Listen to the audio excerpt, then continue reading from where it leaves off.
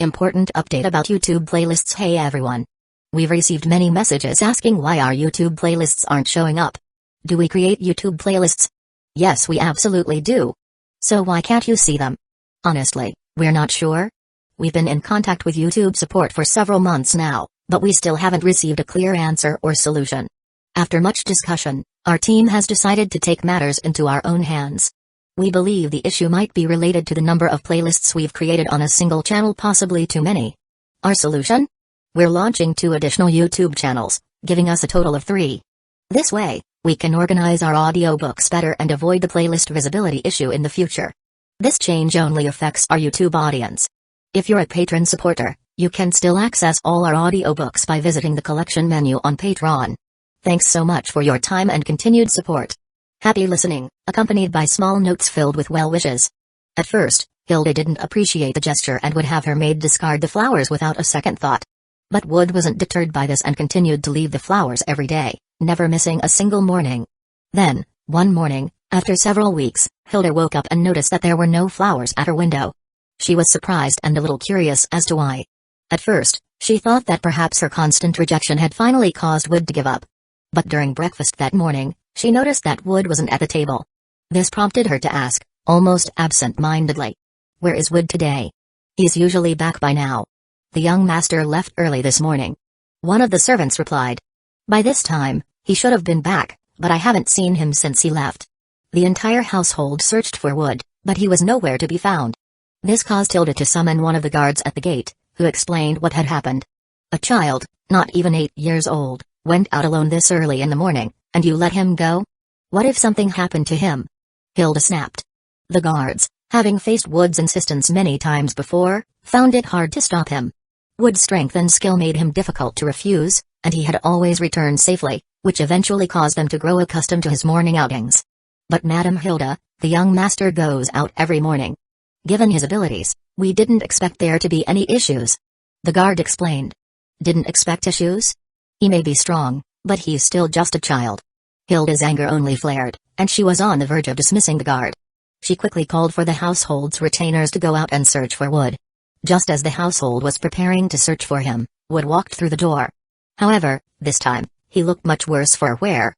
His once fine clothes were torn and dirty, and his chest bore several deep claw marks. "I'm sorry I'm late today. I didn't mean to worry everyone," Wood said apologetically. Even though he was clearly injured, the first thing on his mind was to apologize for causing worry. Hilda, who had been furious moments ago, found herself stunned at the sight of him. Before she could reprimand him for his reckless behavior, Wood collapsed on the spot, unconscious. It was only then that everyone noticed what he had been holding behind his back. A bouquet of flowers, glowing faintly as if kissed by the morning light. "That flower. It's the morning star," said Ghislaine, who was nearby. "It only blooms at dawn, and if not picked and preserved immediately, it withers quickly. It's also known as the child of dawn. A symbol of hope, fleeting but brilliant. But if I remember correctly, this flower only grows deep in the monster-infested forest." Being a member of the beast race and someone familiar with the forest, Ghislaine immediately recognized the rare flower in Wood's hand. As Ghislaine spoke, Hilda stood frozen in place, feeling as if she had been struck by lightning. She wasn't a fool. Recalling the flowers that Wood had left at her window every day, she suddenly realized that none of those flowers came from the family's garden. Piecing together the guard's words, that Wood left the house every morning, Hilda realized what Wood had been doing all this time. This child had been risking his life to venture into the dangerous woods every morning to pick flowers just to make her happy. The Fitoa region had both a town area and a wilderness zone. While the town was safe, the wilderness was largely undeveloped, and wild beasts, as well as dangerous monsters, frequently appeared there. In particular, the forests outside the town, while filled with valuable resources, were also home to many dangers. Only registered adventurers from the guild typically dared to explore such areas. Hilda should have noticed this sooner. If Wood had been buying flowers from town, they wouldn't have been nearly as vibrant or fresh. Every morning, this boy had ventured into the perilous woods to pick flowers just for her. Flowers she had coldly and carelessly discarded. She had been trampling on his sincere efforts and, on more than one occasion, had thrown away flowers that Wood had risked his life to gather. The realization struck Hilda hard, her body trembling with guilt. For the first time, she truly saw herself as the cold-hearted woman she had become. Chapter 254, I have 2 little sisters now. Morning light, such a beautiful flower. Do I really deserve this? Hilda asked, her voice trembling as she gazed at the flowers Wood tightly held in his hands. Tears streamed down her face, and she thought it was the most beautiful flower she had ever seen. Morning light, also called the child of dawn, brings hope to those around it. Hilda gently took the glowing flower from Wood's hands and lifted the unconscious boy off the ground, realizing something profound at that moment. Wood remained unconscious until almost noon. When he finally awoke, the first thing he saw was Hilda sitting by his bedside, watching over him. "I'm sorry, Lady Hilda. I delivered today's flowers a bit late. While picking them, I got careless and ended up surrounded by a group of magical beasts. I suppose next time I go into the forest, I'll need to bring a sword or staff," Wood said with a slight smile. Wood hadn't expected to be surrounded by beasts. With only intermediate-level magic at his disposal and no weapons on hand, he exhausted his magic quickly and had to rely on his hand-to-hand combat skills to escape. Hilda had initially planned to scold Wood for his recklessness, but upon hearing his words, her tough exterior crumbled. She rushed forward and embraced his head, repeatedly apologizing. "My child, you must never go to such dangerous places alone again. From now on, I'll treat you just like Iris, as if you were my own son, as warm as the morning sun." Wood, his face pressed against something incredibly soft, was utterly confused. He had no idea why Hilda was suddenly acting this way. Wood had started giving Hilda flowers to win her over and ease her dislike of him. He also sympathized with her situation and thought it was the least he could do since he was living under her roof for free. As for his daily trips to the wilderness, they weren't just about picking flowers for Hilda. The main reason was to train. Most of his abilities were things he couldn't display openly, so he had to practice in secluded areas. Though Ghislaine was strong, she always held back during their training sessions, and that hindered his progress. To master the 6 powers quickly, Wood fought magical beasts in the forest. These beasts didn't hold back, and through those life-and-death battles, Wood's body and abilities improved dramatically. The flowers were merely an afterthought. Since they were expensive to buy in town, he simply picked some during his training and brought them back. During this time, Wood also managed to create a small fortune for himself by selling the parts of the magical beasts he defeated. Because of this, Wood couldn't quite understand Hilda's sudden change of attitude. He had only intended to make her dislike him less, but her reaction had far exceeded his expectations. From that day forward, Hilda treated Wood exceptionally well, even more so than her own daughter, Iris, at times. Ghislaine even told him that when he had returned, wounded from the forest, it was Hilda who was the most anxious. Hilda had gone so far as to sell off her own dowry to hire a saint-level magic user from the Adventurers Guild, who used the highest-tier healing magic to treat Wood. That was the reason he recovered so quickly. Life in the Boreas household continued peacefully for a few months, until one day, 2 letters arrived for Wood, abruptly disrupting his routine. One letter was from his mother, Zenith. In it, she was furious and said she was considering divorcing Paul. The second letter was from Lelia, the maid. In her letter, Lelia apologized to Wood and explained the situation, as well as bidding him farewell. To put it simply, Zenith and Paul had been trying to have another child, either a sibling for Wood or Rudius. After years of trying, Zenith finally became pregnant. While this should have been a joyous occasion, things took an unexpected turn when Lelia also became pregnant, and this complicated matters significantly. Since Zenith was pregnant, Paul had refrained from any physical relations with her. However, Lelia, living in the same house and hearing the sounds of Paul and Zenith's nightly activities, eventually succumbed to temptation, and she and Paul ended up in a relationship. Lelia took full responsibility in her letter, apologizing for seducing Paul. But Wood knew his father well. Paul was a womanizer, and Lelia shouldn't bear all the blame for what happened. With such a major event occurring at home, Wood knew he had no choice but to return. The journey back was swift, thanks to the best carriage he could hire. Yet, when he arrived at the house, the air was thick with tension. Zenith stood with her arms crossed, her face a mask of cold fury. Paul knelt on the ground, his head bowed in shame, while Lelia stood off to the side, her head down, her bags already packed. As Wood stepped into the room, all eyes turned toward him.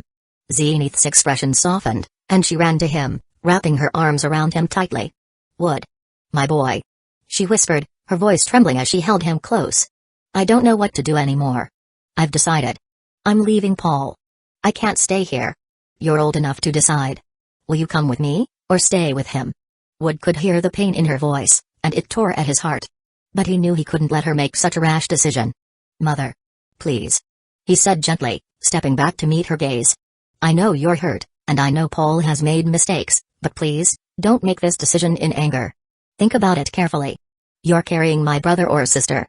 Can you really raise them alone?" Zenith's lip quivered, but she said nothing. And what about Lilia's child?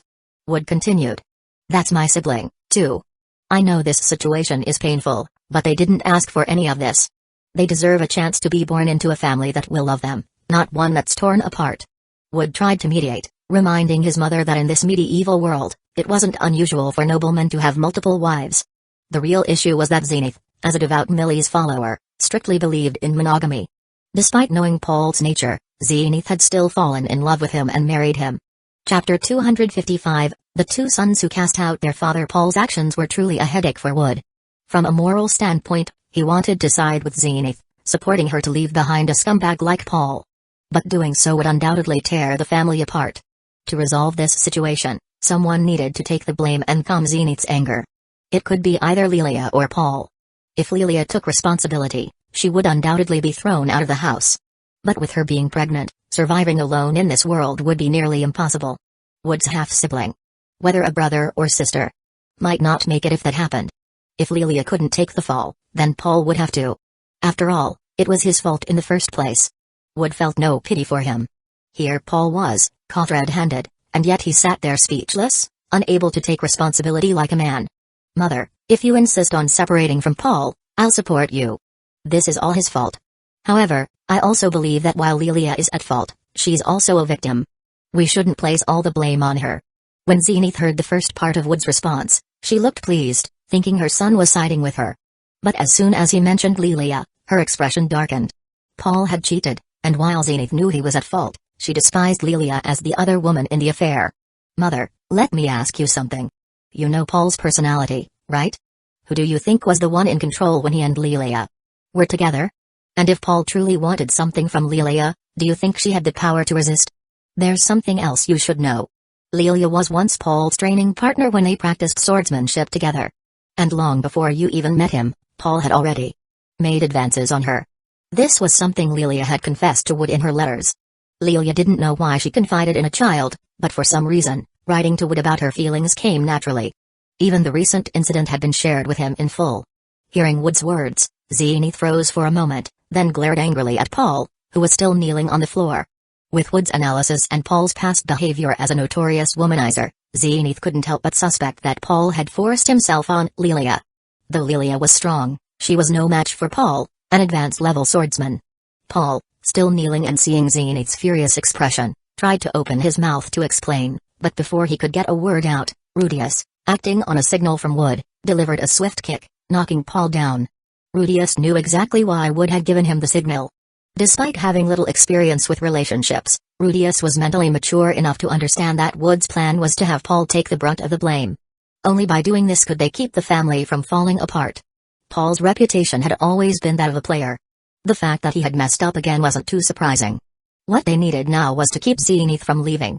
If she walked out while pregnant, tracking her down later would be nearly impossible. Lilia was in a similar situation. Although she had made a mistake, the child in her womb was innocent, and neither Wood nor Rudius wanted their unborn sibling to suffer because of this. The two brothers shared the same thought. The easiest solution was to kick Paul out for now, allowing Zenith to vent her frustration. Paul had always been a smooth talker, and with Zenith's deep feelings for him, it was only a matter of time before he wormed his way back into the family. To help their mother release her anger, Wood and Rudius teamed up and beat Paul with all their strength. At first, Paul seemed stunned, but as an experienced womanizer, he quickly understood what his sons were doing and began to take responsibility for his mistakes. Zenith, why don't you and the kids come with me to Roa in Fitoa? I'll buy you all a new house there. You'll be able to rest and take care of the babies properly, while I stay behind to take care of Paul. He can stay here and reflect on his mistakes. Wood had saved up a decent amount of money by selling monster materials. Buying a small house in Roa was within his means. With the focus now shifted to Paul, Wood had successfully deflected some of the tension. Whether Paul could win back Zenith's forgiveness was up to him. Zenith glanced at Paul, then placed a hand on her belly. Eventually, she agreed to Wood's suggestion and decided to move to Roa. As they sat in the carriage on their way to Roa, Lilia, who had been silent for most of the trip, finally broke down. Unable to bear her guilt any longer, she confessed her wrongdoing. But to Lilia's surprise, Zenith didn't seem shocked at all. Paul's nature is no secret to me, Zenith said. I always knew this day would come, just not this soon. If he had chosen to abandon you and the child, I would have lost all respect for him. Given who Paul is, I knew he'd eventually do something like this. And if it had to be anyone, I'd rather it be you than some stranger. Don't you agree, Lelia? Lelia remained silent, but her heart filled with gratitude. In her darkest moment, it was the Grey Rat family who had shown her kindness. She owed them a debt she could never repay. From that moment on, Lelia resolved to dedicate her life to serving the Grey Rat family. No matter how their future unfolded, her loyalty, and the loyalty of the child she carried, would always belong to them. Though grateful, Lelia also knew her place. She never saw herself as a second wife. She would always remain a servant to the Grey Rat family. Chapter 256, Wood's two sisters. When Wood returned home from the Fitoa territory, it had taken only half a day due to his urgent pace. However, on the journey back to Roa City, it took them 2 whole days. Since both Zenith and Lelia were pregnant, Wood made sure the carriage moved as smoothly as possible, afraid any bumps might harm his unborn siblings. Even at such a careful pace, Rudy was concerned the speed was still too fast. He used wind magic along the way to stabilize the carriage, worried that the long journey might affect the babies. Zenith, amused by her son's overprotectiveness, couldn't help but laugh. She eventually scolded them, saying, "At this rate, by the time we reach Roa, we'll have starved to death on the road. I'm only a couple of months pregnant, so a few bumps won't harm me or Lelia. You two are being overly cautious." Wood and Rudy's considerate behavior eased much of the frustration Zenith had been carrying since Paul's affair came to light. She realized now that her worries had been unnecessary. Though Wood and Rudy were mentally mature, it was evident they deeply cared for their family.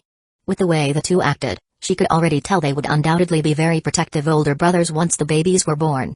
After 2 days of travel, the family finally arrived in Roa. Wood used his savings to purchase a 2-story home in the town. Zenith didn't question where Wood's money came from, knowing her children were far more capable than their age suggested, both mentally and physically. Upon arriving in Roa, Zenith settled into a leisurely life. Paul followed shortly after, but Zenith was in no hurry to forgive him, so he spent his nights sleeping on the streets. Rudy, on the other hand, planned to attend the Renoa Magic Academy with Roxy but didn't have the money for tuition. At Wood's suggestion, Rudy accepted a position as a magic tutor for Eris at the Boreas family. Wood could have covered Rudy's tuition, but after purchasing the house, his funds were running low.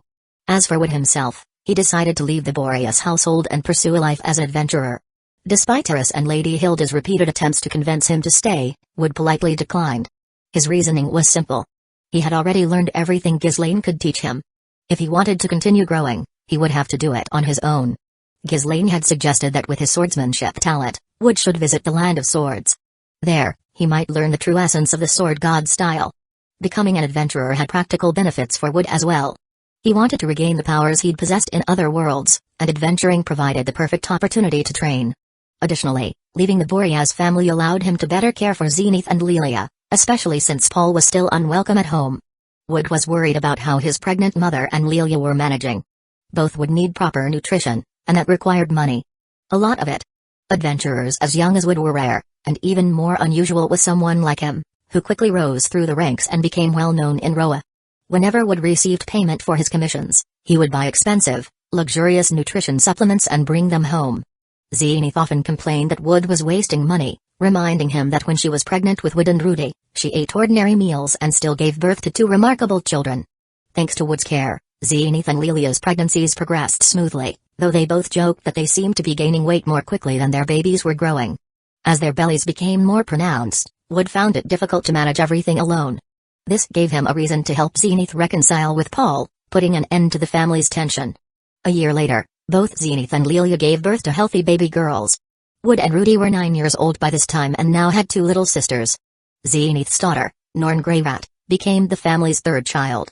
She had the same golden hair as her older brothers and looked like an angel. Lelia's daughter, Aisha Greyrat, was born just a few hours after Norn and inherited her mother's striking red hair. Technically, Norn was the legitimate daughter, born to Zenith, making her the family's rightful heir. Aisha, on the other hand, was considered a child of a maid, meaning she was a bastard and wasn't entitled to the same privileges as Norn. Even Lelia believed that being allowed to keep Aisha was already a generous act from the family. She began to instill a sense of servitude in Aisha, constantly reminding her of her status. Wood noticed this dynamic when he saw Norn and Aisha fighting over a toy one day. Norn had hit Aisha, and when Aisha retaliated, Lelia slapped her. It was then that Wood lost his temper for the first time at home, scolding both Lelia and his usually beloved sister, Norn. Aisha, red-faced from Lelia's slap, ran into Wood's arms, sobbing. She didn't understand why she was being punished when she was the one being bullied. Why did her mother call them mere servants when she bore the Grey Rat name? She called Paul father. And referred to Wood and Rudy as big brother. Lelia, you listen to me. I don't care about this legitimate or bastard nonsense. Aisha and Norn are both my sisters. Wood exclaimed. If they make a mistake, you should correct the one who's at fault, not show favoritism because of status. Your bias will only make Aisha feel inferior and cause Norn to grow up arrogant. Tears streaming down her face, Aisha clung to Wood, burying her head in his chest. Meanwhile, Norn, having seen her favorite big brother return, dropped the toy she'd been fighting for and ran toward him as well. Chapter 257, The Sudden Great Teleportation Disaster. When little Norn ran toward Wood, unlike usual, he didn't reach out to pick her up. Instead, he focused on comforting the sobbing Aisha in his arms. This change quickly made Norn feel unhappy. She pouted and, with her not-so-fluent speech, complained. Wood is being unfair. Norn is your real sister. Aisha is just a servant. Before she could finish, Norn saw her gentle and loving brother's face turn stern for the first time. Who taught you to say that? Wood asked, his tone firm and displeased. Norn, having never seen this side of her brother, immediately began to cry, her little lips trembling. Now, Wood had not one but two tearful little girls to console in his arms. Wood understood that Norn, being so young, didn't comprehend the weight of her words. Someone must have influenced her. It couldn't have been Rudy, who rarely came home due to his responsibilities at the Boreas household, but whenever he did, he treated both of his little sisters equally. As a fellow transmigrator, Rudy shared the same belief as Wood. There was no real difference between illegitimate and an illegitimate child. Both Aisha and Norn were their beloved sisters. With Rudy ruled out, that left only Paul, Zenith, and Lelia. Zenith was far too kind-hearted to instill such ideas in Norn, and Paul, feeling guilty about his affair with Lelia, would never dare treat Aisha differently. It was Lelia who said it to Aisha. Norn overheard it. Please don't hate me, Wood. Norn's voice trembled as she spoke. Understanding the situation, Wood cast a sharp glance at Lelia, clearly displeased with her methods of raising the children. He scolded her quietly, disapproving of how she was handling things. Turning his attention to his two sisters, Wood gently began teaching them a valuable lesson, his voice calm yet firm. Norn, Aisha is your sister. Even if you're only a few hours older than her, as her big sister, you should be protecting her, not bullying her. From now on, I don't want to hear you say Aisha isn't your sister. If you do, both Rudy and I will be very upset. He then turned to Aisha. Aisha, the same goes for you. If you ever feel wronged, come to me. If your mother won't stand up for you, your big brother will. Wood and Rudy, being far more mature than their actual age, had never needed Zenith's constant care, growing up with a solid sense of right and wrong. This led to Zenith having very little experience raising children, assuming that Norn and Aisha would be just as easy to care for. Paul, meanwhile, was too busy trying to reclaim his authority as the head of the family, working tirelessly to support everyone, leaving no time for him to teach his children properly. As for Lelia, out of gratitude for Zenith and Wood's acceptance, she had adopted two very different attitudes toward Norn and her own daughter, Aisha. Wood realized that if this continued, his two sisters would grow up with skewed views. Thankfully, he caught it in time, determined to correct the imbalance and stop any future issues from arising. When Wood expressed his desire to take charge of his sister's upbringing, Zenith did not object. Although Wood was only 11, his manners, character, intelligence, and strength were all extraordinary. Zenith often attributed Wood's excellence to her own remarkable genes, proudly remembering that she had once been known as the perfect noblewoman. As for Rudy, while his magical talents clearly came from her side of the family, she often joked that his personality, especially his womanizing tendencies, must have come from Paul. Neither Norn nor Aisha had any complaints about their older brother looking after them. To them, Wood was not only the best brother in the world but also the most capable. Back when the family lived in the countryside, Paul's salary as a senior knight had barely been enough to support them all. But now, with two additional mouths to feed and living in the bustling city of Roa, Paul's income was stretched even thinner. Roa, being a more expensive city, meant that while Paul's earnings could cover the basics, any luxuries were out of reach. Wood, now an adventurer, often spent 3 to 7 days on missions. Whenever he returned, he would bring back rare monster ingredients and gifts of new clothes and toys for the two little girls. As a result, Norn and Aisha came to view their second brother, Wood, as far more important than Rudy, who only came home every few months. Both girls knew that their brother was a renowned figure in Roa. He had defeated numerous bandits and dangerous monsters on behalf of the city's lord. Whenever they went out shopping with Lelia or Zenith, people would praise them for being Wood sisters, and the compliments swelled their hearts with pride. They were incredibly proud to have such an amazing brother. The next day, as they walked through the busy streets of Roa, Zenith decided to cook a grand feast to celebrate Wood's return. She personally went out to buy the ingredients, feeling confident with the large sum of money Wood had recently given her. Wood walked alongside his mother, holding hands with both of his little sisters. Norn and Aisha were both in high spirits, excited not only for the feast but also because they were wearing the new clothes their brother had bought them. They paraded around the marketplace, proudly showing off their dresses to anyone who would listen, and basking in the compliments they received. Zenith, leading the way, smiled warmly at the sight of her children enjoying each other's company. It should have been a perfect, happy day for the family. However, Wood couldn't shake an uneasy feeling. His gaze frequently drifted toward the sky, where he noticed a strange orb hovering above them. It seemed larger now than it had earlier, though he wasn't sure if it was just his imagination. "Wood, what's wrong? Are you really that unhappy about coming shopping with your mother?" Zenith teased, noticing her son's distracted demeanor. But before she could finish her playful scolding, Wood suddenly pulled Aisha and Noor toward her, his expression urgent. In the next moment, the family of four was engulfed in a blinding pillar of light. Chapter 258, transferred to an unknown land after a strong bout of dizziness, Wood slowly regained consciousness. As his mind cleared, he immediately turned to check on his family. He had no idea what the black orb in the sky was, nor what the light beams were that shot down from it. But in that moment, all he could think about was protecting his loved ones. The moment the beam of light descended, Wood had tried to shield Zenith from it, but none of them had been able to escape. The beams hadn't just been a single ray of light, they scattered across the ground in erratic, sweeping patterns, much like the spinning lights in a nightclub. Wood had held on to his two little sisters, and just before the beam hit them, he had even grabbed onto Zenith's clothes with his teeth. Fortunately, none of them seemed injured, and they were all together. "Where are we?" Wood murmured to himself as he sat up. It wasn't long before Zenith also stirred.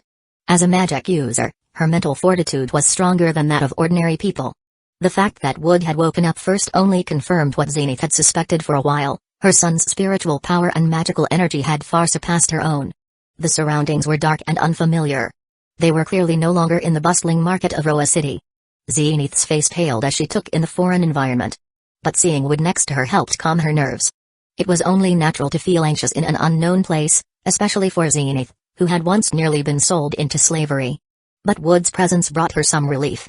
Although she was the adult and his mother, she had always found Wood more dependable than Paul in certain situations. "Where's Norn? Where's Aisha?" Zenith suddenly cried, her voice full of panic as she realized her daughters were not immediately visible. Wood and Zenith were both capable of defending themselves if needed, but Norn and Aisha were so young.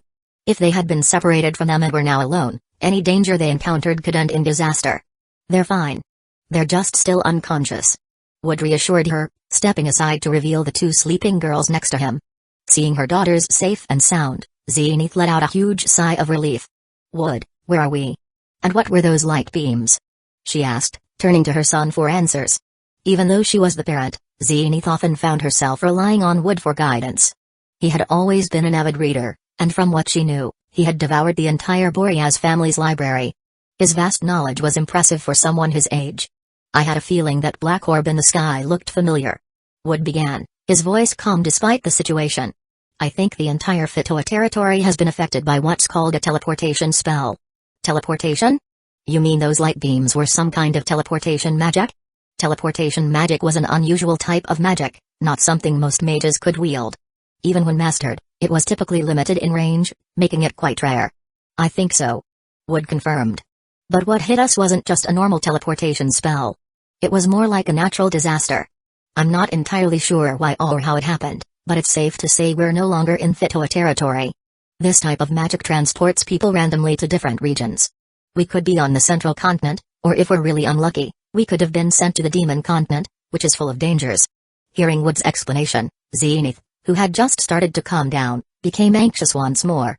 "So not just us, but Rudy, Paul, and Lilia might have also been sent somewhere dangerous by this teleportation spell?" she asked, her worry deepening as she thought of her family members being in peril, especially if they had ended up in the deadly demon continent. "Not just them. Most people in the Fitoa territory were probably affected. But we don't need to panic. Paul and Rudy are strong enough to protect themselves. We do need to find Lilia soon, though." There was something else Wood didn't want to mention, fearing it would worry Zenith even more. Those affected by teleportation magic didn't only face external dangers, but they could also end up in extremely hazardous environments. Since the teleportation locations were random, some people might appear in the sky, only to fall to their deaths. Others could find themselves in a pool of lava with no chance of survival. Thankfully, such unfortunate occurrences were rare, and Wood could only hope that Paul and Rudy hadn't encountered such a fate. But for now, there was little they could do to help anyone else. Wood had already sensed the dangerous environment they were in. An area thick with magical energy, shrouded in darkness. His finely tuned instincts as a swordsman were telling him that hostile creatures were nearby, converging on their location. Water wall, intermediate water magic. With a swift motion, Wood extended his hand, and a blue magic circle appeared in front of him. A swirling wall of water instantly formed, just in time to intercept a fireball that came hurtling toward them from the darkness. The fireball slammed into the water, hissing loudly as steam rose from the collision. The water absorbed the impact, and the flames were quickly extinguished. Water arrow, intermediate water magic. Zenith, a high-level magic user, specialized in healing spells, but that didn't mean she was incapable of offensive magic. Despite having retired from adventuring years ago, her combat instincts were still sharp. As Wood's water wall held firm, Zenith quickly finished her incantation and fired a bolt of water toward the direction from which the fireball had been launched. A wet, sickening thud echoed through the air as the water arrow struck its target, piercing through the body of their unseen attacker. The creature that had cast the fireball fell, dead before it even realized what had hit it. Chapter 259, A Labyrinth. Monsters we've never seen before. The sound of Wood's water arrow piercing through flesh echoed in the darkness. Zenith, still on edge, moved forward, intending to inspect what had attacked them just moments ago. But before she could take another step, Wood pulled her back abruptly. As he did, an arrow whizzed through the air, narrowly missing Zenith's hair. The arrow had been aimed right where she had been standing only moments ago. Zenith, be careful. I sensed there was more than just one of them. Wood warned her in a serious tone. The enemy hiding in the shadows wasn't giving up. The faint twang of a bowstring followed as the figure prepared to fire another arrow. At a distance, archers had a significant advantage over mages. While arrows lacked the sheer power of magic, they didn't require the time-consuming chanting that magic spells did. An archer could strike well before a mage had finished chanting their spell. Wood could have cast a silent spell to counter the threat. He had mastered magic that didn't require chanting. But instead, he made a different decision. He ordered Zenith to stay back and protect Norn and Aisha, then dashed straight into the darkness alone. The reason for his choice was simple. Wood didn't know where they had been transported to. In an unknown environment, it was critical to conserve as much magical energy as possible. Without any supplies and a safe place to rest, magical energy couldn't be replenished easily, unlike physical stamina, which could be restored with rest. If any of them got injured, Wood wanted to ensure he had enough magical energy to heal them. That's why, instead of using magic to attack from a distance, Wood decided to rush in and take the risk himself. Zenith, a skilled mage, lacked the physical ability to fight in close combat without magic. If they were going to take down these enemies without depleting their magic reserves, Wood knew he had to be the one to do it. He couldn't identify the enemies lurking in the dark, but his keen senses allowed him to judge their strength based on their presence alone. After a few tense moments of silence, the sound of Wood's fists hitting flesh reverberated through the dark. Zenith watched anxiously, her face etched with worry. She kept her eyes fixed on the spot where Wood had disappeared. But she didn't have to worry for long. Just a few moments later, Wood emerged from the shadows, dragging two lifeless bodies behind him. These are the ones who attacked us earlier, Wood said as he dropped the corpses in front of Zenith. The two bodies were humanoid in appearance, but their skin was an unnatural, pitch-black color, and their faces were grotesque, almost as if they had been cursed. What are these things? Zenith asked, stepping closer to examine the bodies. They look like elves, but elves are supposed to be beautiful, not this. She stared at the sharp, pointed ears of the creatures, recalling the elven race she had encountered in her adventuring days. But there was no way these beings could be elves. Elves were known for their striking beauty. These creatures, on the other hand, were hideous. Well, you're not entirely wrong. These things were once elves. More specifically, they're dark druids.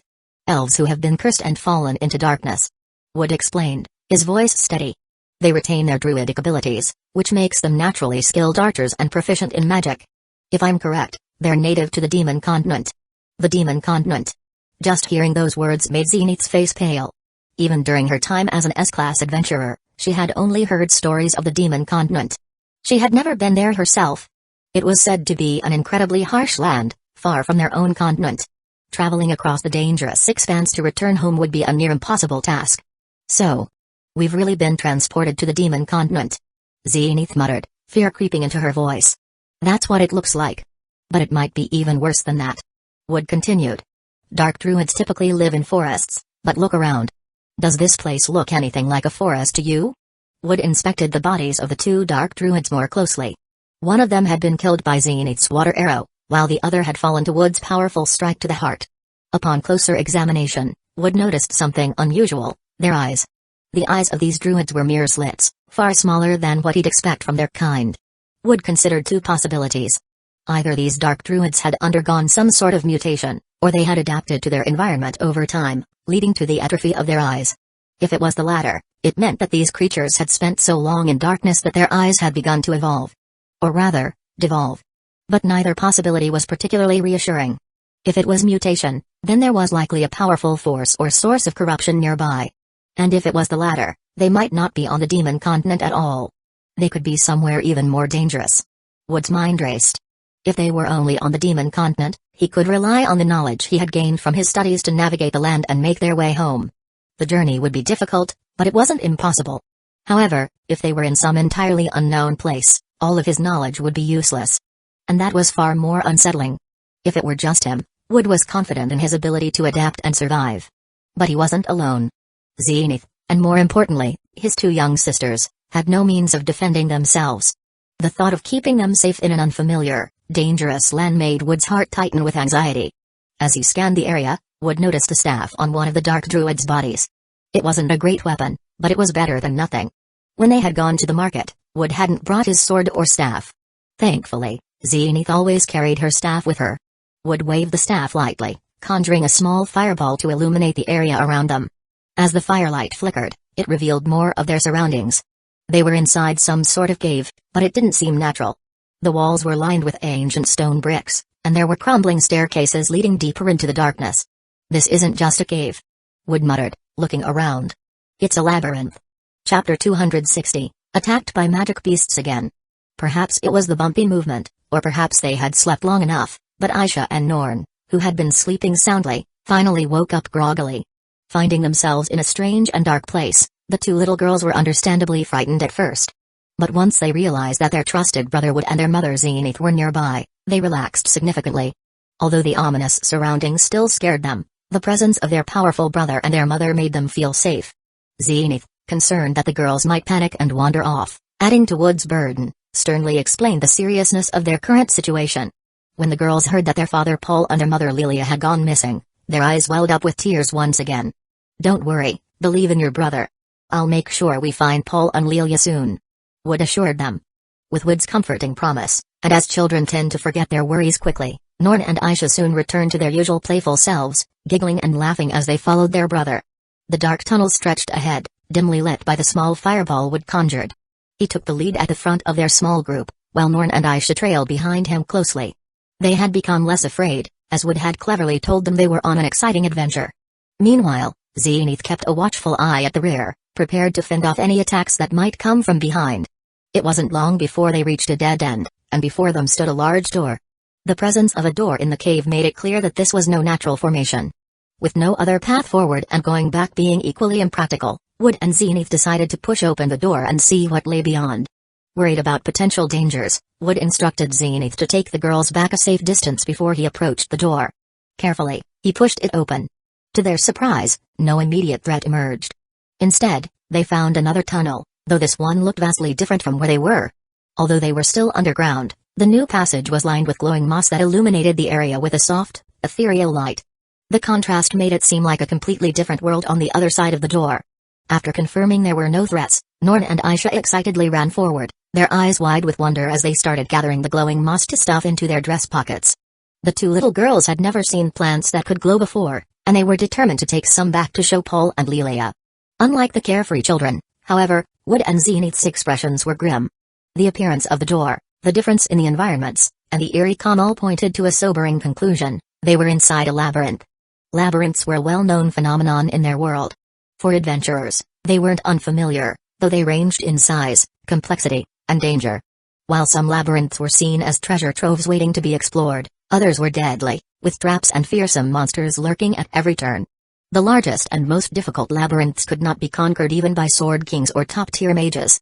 Only highly skilled teams with ample supplies and a diverse set of abilities could hope to clear them. Exploring a labyrinth required starting from the entrance and progressing slowly, retreating when necessary to rest and resupply. But Wood's situation was far worse. They hadn't entered the labyrinth voluntarily, they had been transported here by the transfer magic, leaving them without knowledge of the labyrinth's size, difficulty, or location. Furthermore, they were underprepared. Their fighting force was limited to just him and Zenith, and they had 2 small children to protect, making any serious confrontation far more dangerous. Not only that, but they had no idea how to leave. Labyrinths were called labyrinths for a reason. They were complex, maze-like structures filled with magic creatures and traps. The only way out was to find an exit or to conquer the labyrinth entirely, reaching the core where the magic crystal that controlled it could be shattered. Their only supplies were the meager provisions Zenith had intended to buy from the market.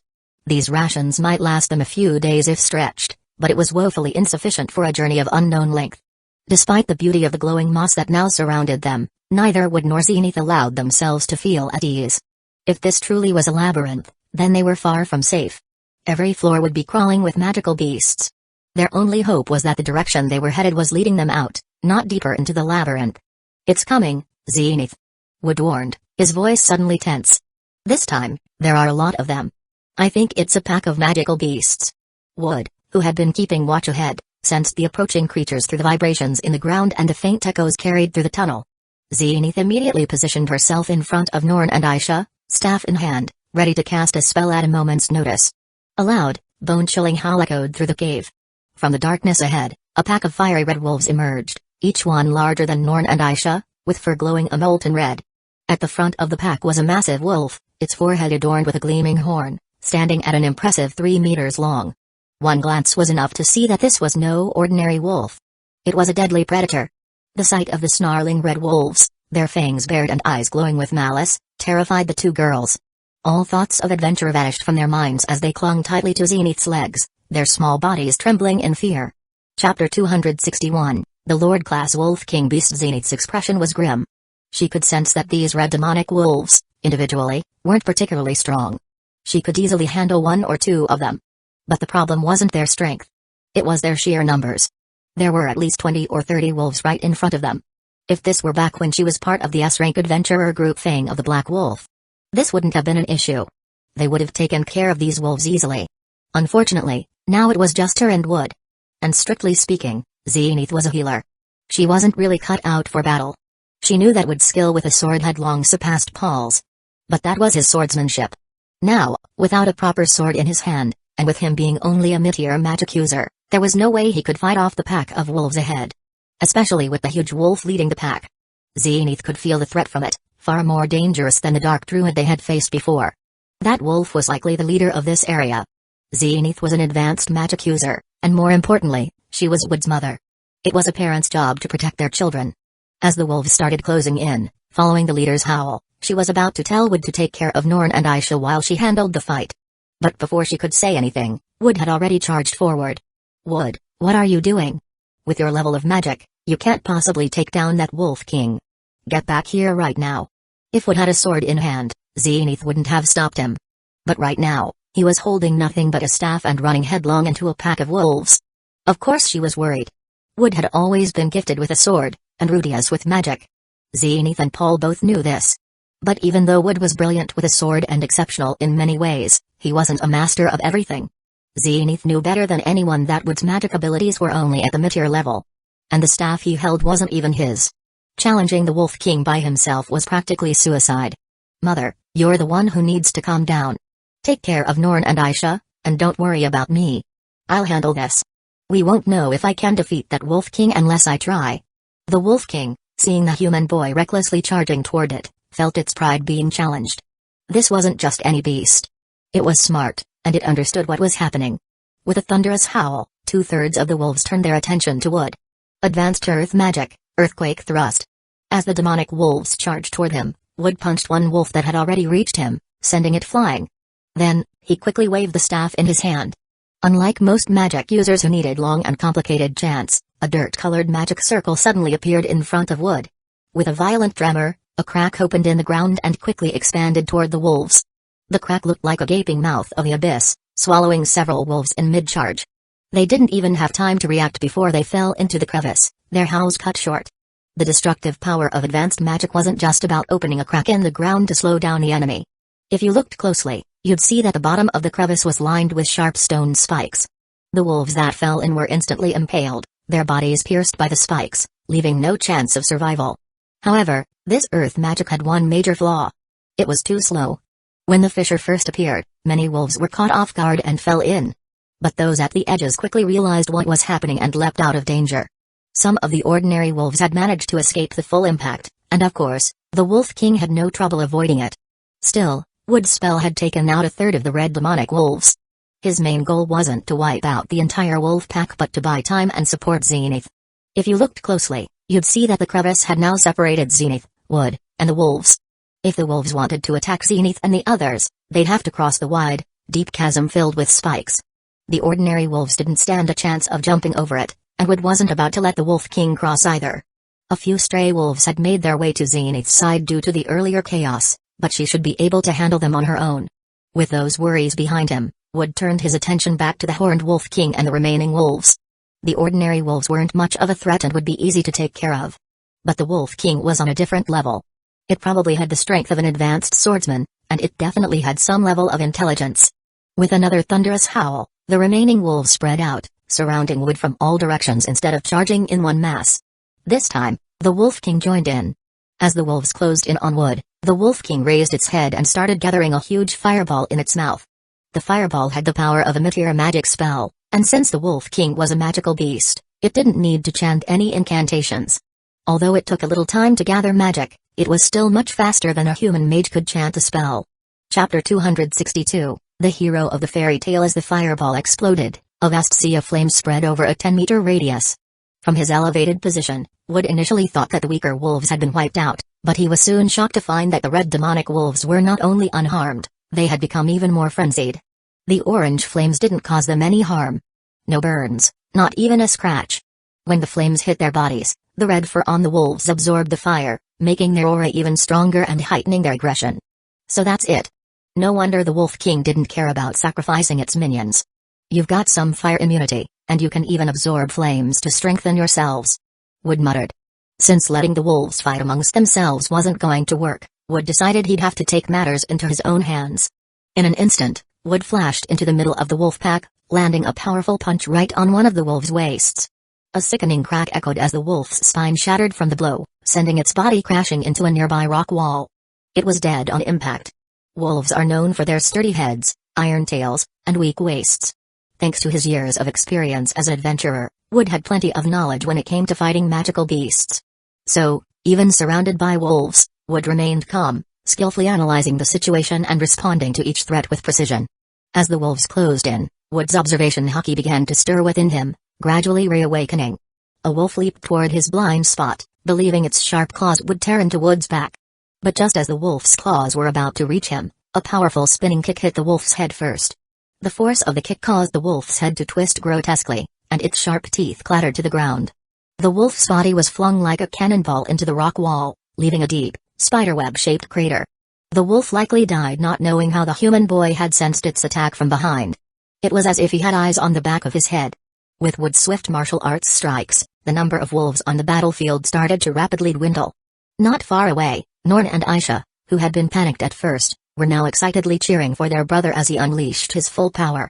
Zenith, who had been fighting 3 or 4 ordinary wolves on her own, managed to finish them off quickly. Although she wasn't great in combat, she was still an advanced magic user, after all. Just as she was about to help Wood, she realized that her son didn't need any help.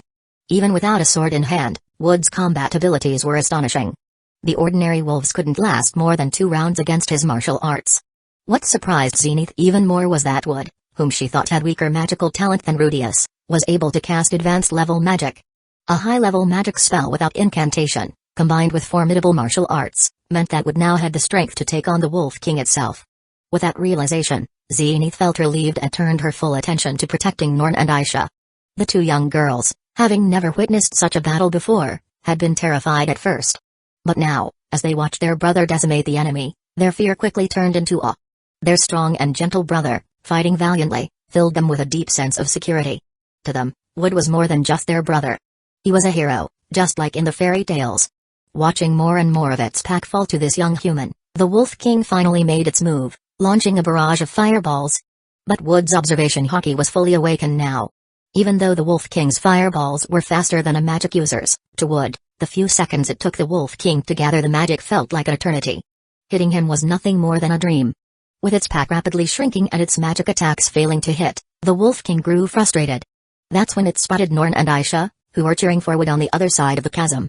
The intelligent Wolf King's eyes narrowed, and it began to gather magic again, compressing it tightly within its jaws.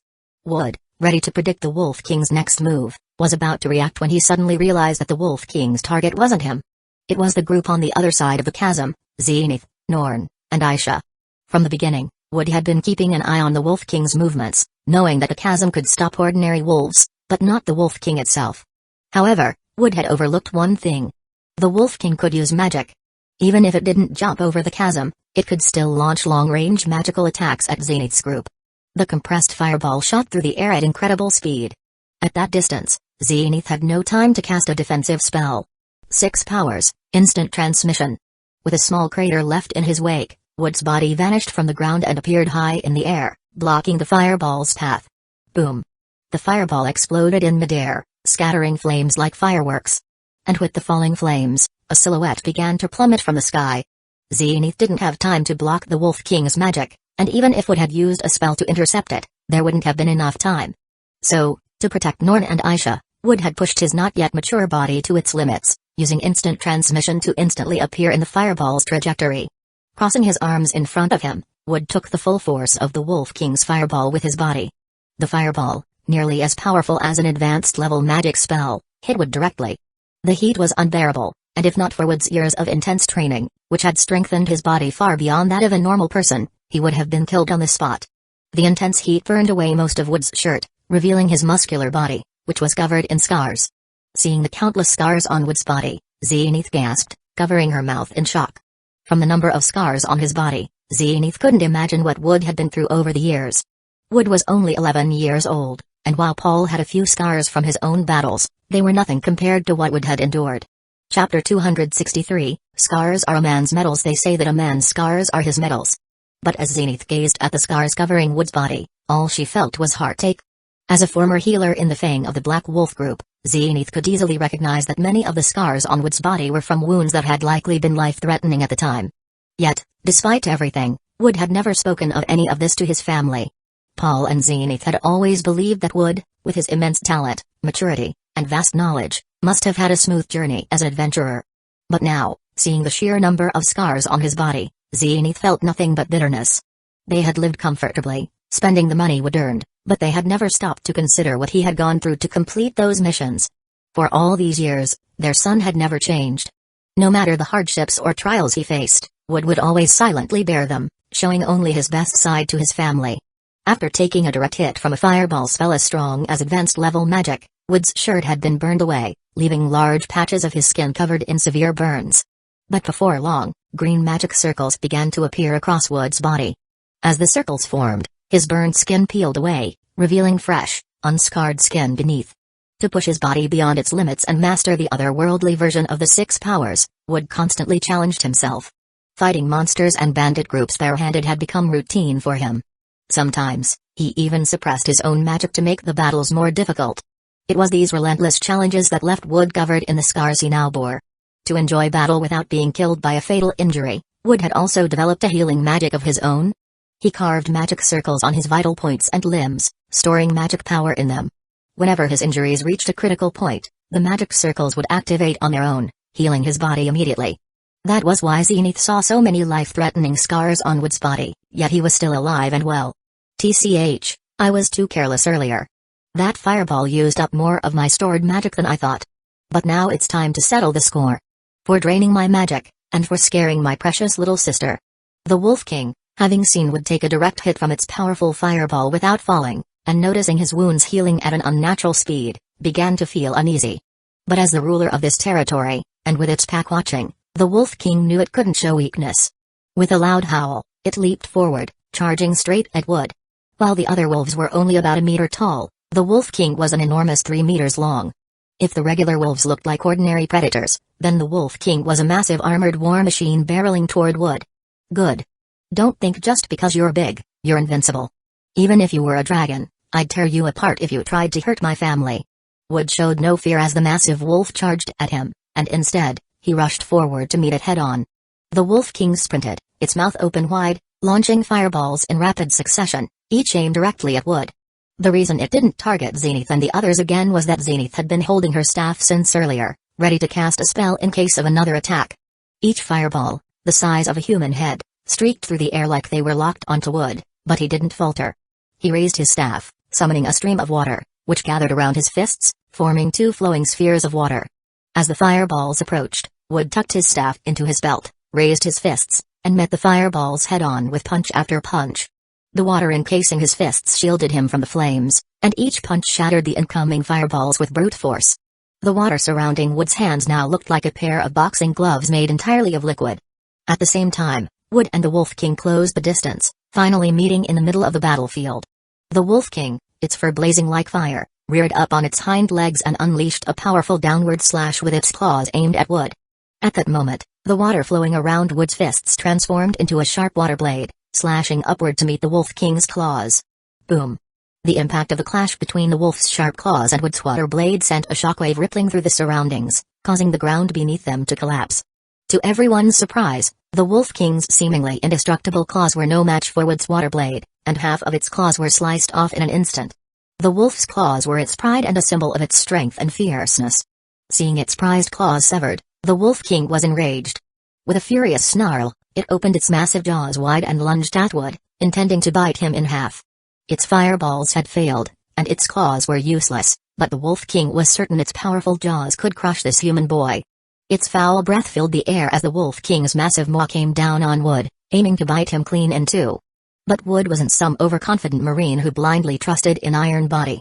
He knew his Iron Body wasn't mastered yet, so he wasn't about to just stand there and let himself get bitten.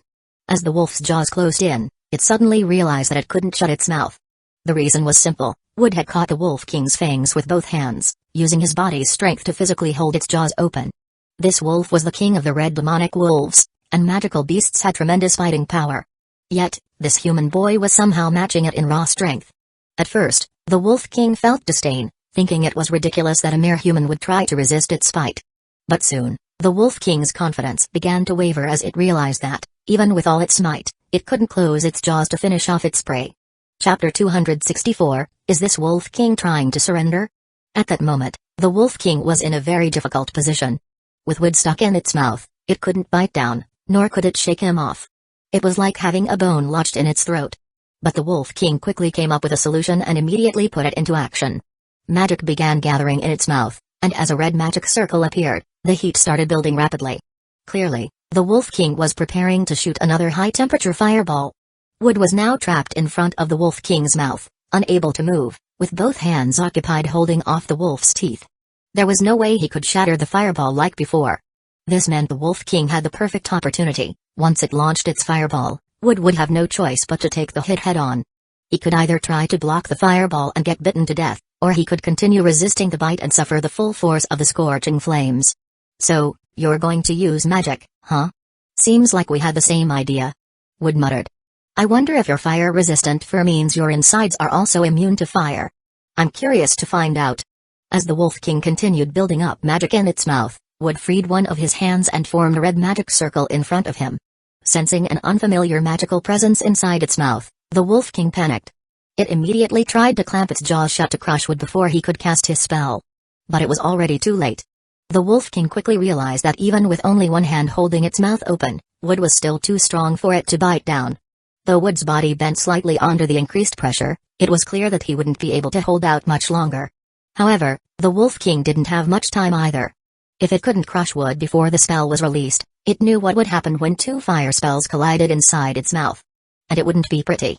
As a wave of heat burst from the Wolf King's throat, an even more intense blast of heat erupted from the magic circle in front of Wood. Saint-level fire magic, Crimson Nova. Regular fire burned orange and yellow, but the flames that exploded from Wood's magic circle were a deep crimson, like fresh blood. The temperature was far higher than that of ordinary flames, and the crimson beam shot forward like a meteor, colliding with the Wolf King's own fiery breath. Boom. The moment the two flames clashed, Wood swiftly pulled himself free and leaped back. As it turned out, while the red wolf's fur was highly resistant to fire, its insides were not. When the two powerful fire spells collided inside its mouth, the intense heat flooded the Wolf King's throat and nose.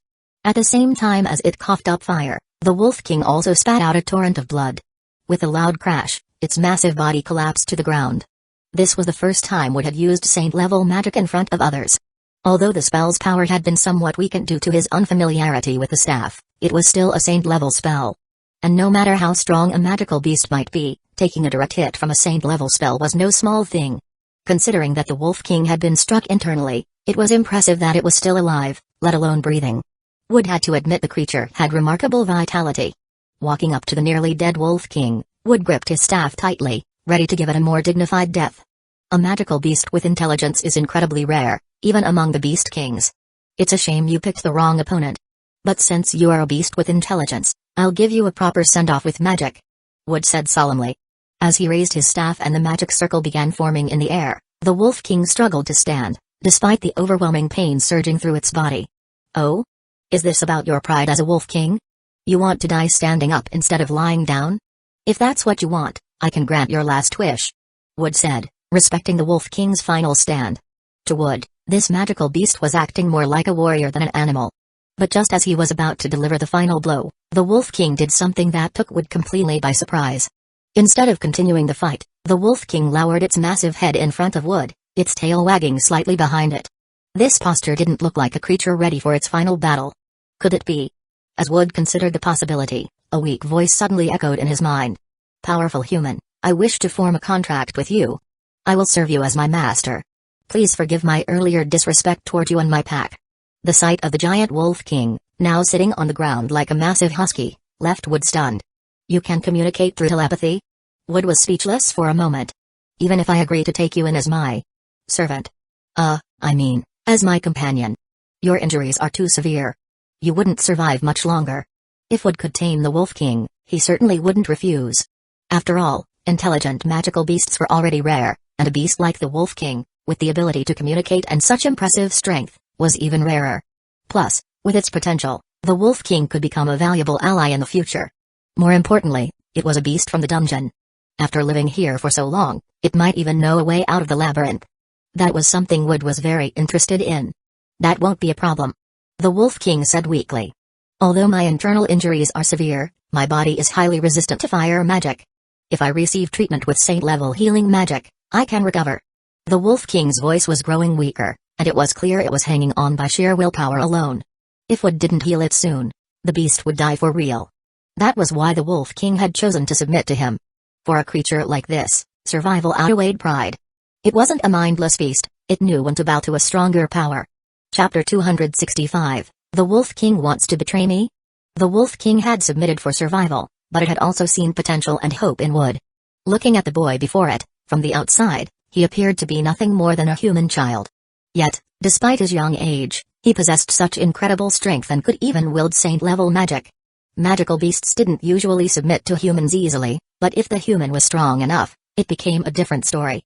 After quickly weighing the pros and cons, Wood made his decision. With a swift movement, he leaped onto the Wolf King's back, waving his staff and casting a green magic circle that enveloped the Wolf King's entire body. Wood could only use king-level magic, but only in fire and water elements. As for healing magic, his limit was saint-level. If the Wolf King had required king-level healing to survive, Wood would have had to abandon it. However, under the green glow of healing magic, the Wolf King's body began to feel as light as air, and its previously weak and dying aura started to slowly recover.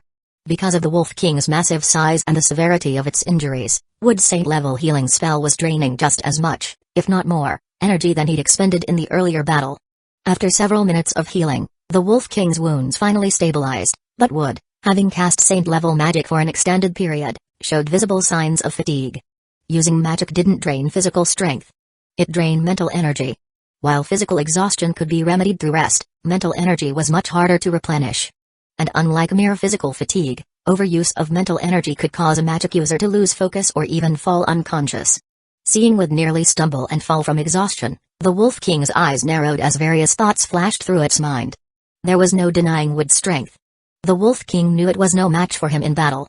It had confirmed that much earlier.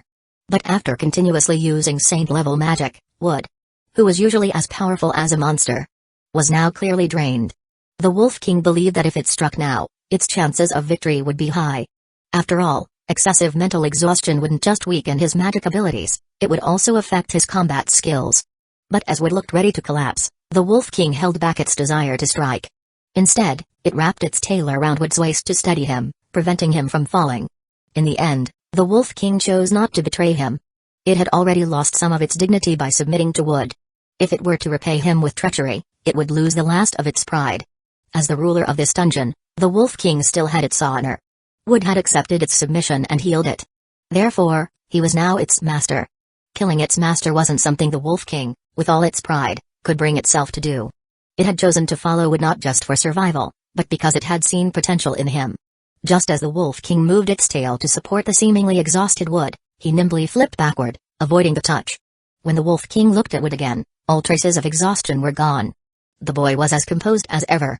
In a brief moment of shock, the Wolf King understood what had happened, and cold sweat ran down its spine. Wood had faked his exhaustion, making the Wolf King believe he was vulnerable. In reality, it was all a test of the Wolf King's loyalty. If the Wolf King had struck with its claws instead of offering help, the consequences would have been fatal. For the Wolf King. Well, you are a magical beast, and a cautious Wolf King at that. It's always smart to be careful. But now you've earned a bit of my trust. From here on, I'll consider you a companion. Wood said with a smile. The Wolf King lowered its head in submission once again, now fully committed to its role as Wood's subordinate. Casting consecutive saint-level spells, alongside the water and earth magic he'd used in battle, would have drained any ordinary saint-level magic user's energy completely. But standing before the Wolf King, Wood showed no signs of fatigue. His strength, both physically and mentally, was more like he'd just finished a warm-up than an intense battle. Judging by the sheer amount of magic Wood had used, the Wolf King now believed that his magic power alone was at the level of a king-level magic user. Or perhaps even higher. With the danger now gone, Wood brought Zenith, Norn, and Aisha over. At first, Norn and Aisha were still terrified of the Wolf King. After all, they'd seen it snarling and attacking them earlier, and the memory left a lasting impression.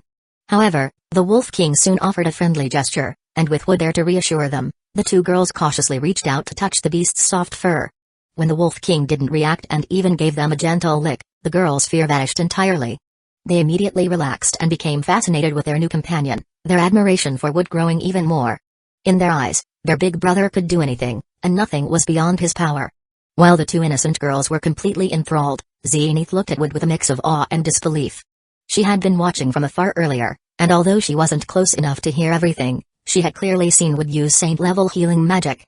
Saint-level. Zenith had been an advanced magic user for so long and had never broken through to the saint level. Yet the son she thought had average magic talent had already mastered it.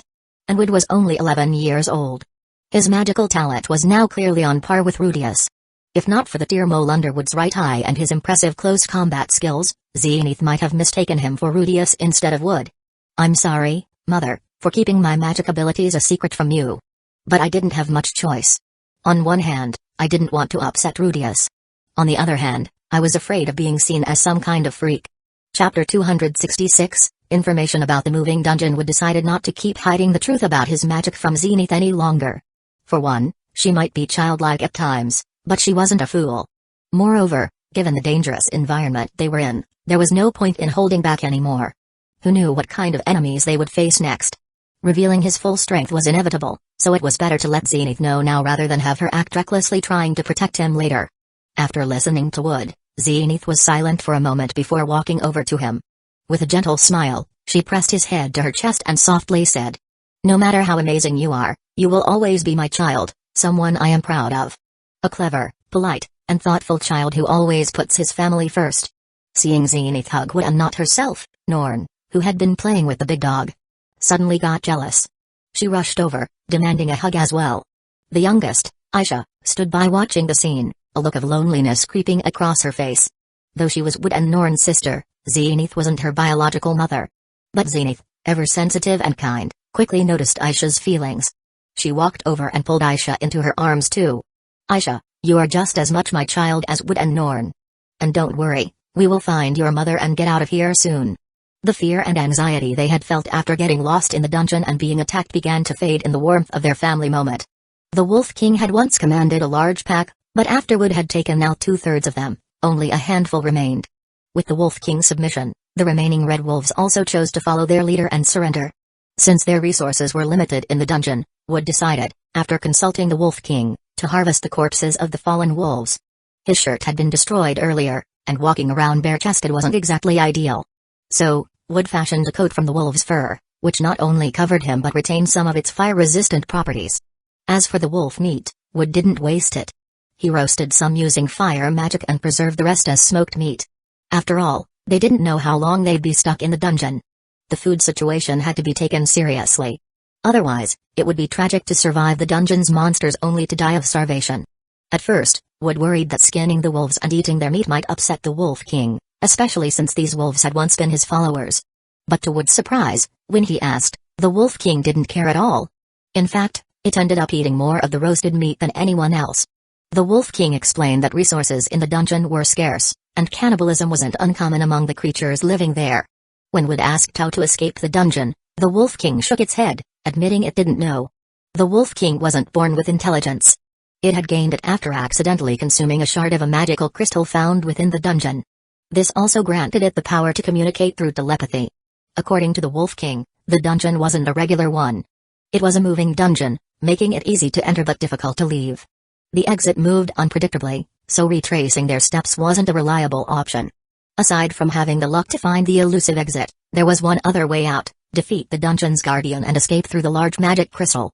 Unlike the mindless beasts roaming the dungeon, the intelligent Wolf King also longed for the outside world. No creature with intelligence wanted to remain trapped in a confined space forever, and the Wolf King was no different. But it knew it didn't have the strength to defeat the guardian on its own. That's why it had decided to ally with Wood. Part of the reason it submitted was to survive. The other part was the hope of gaining its freedom. Wood was the strongest human the Wolf King had ever seen enter the dungeon. Not only did he have powerful magic, but he was also skilled in combat. If they worked together, defeating the dungeon's guardian and escaping to the outside world was no longer just a fantasy. Though the Wolf King didn't know the exact way out, its shears in the dungeon allowed it to share useful information with Wood and the others.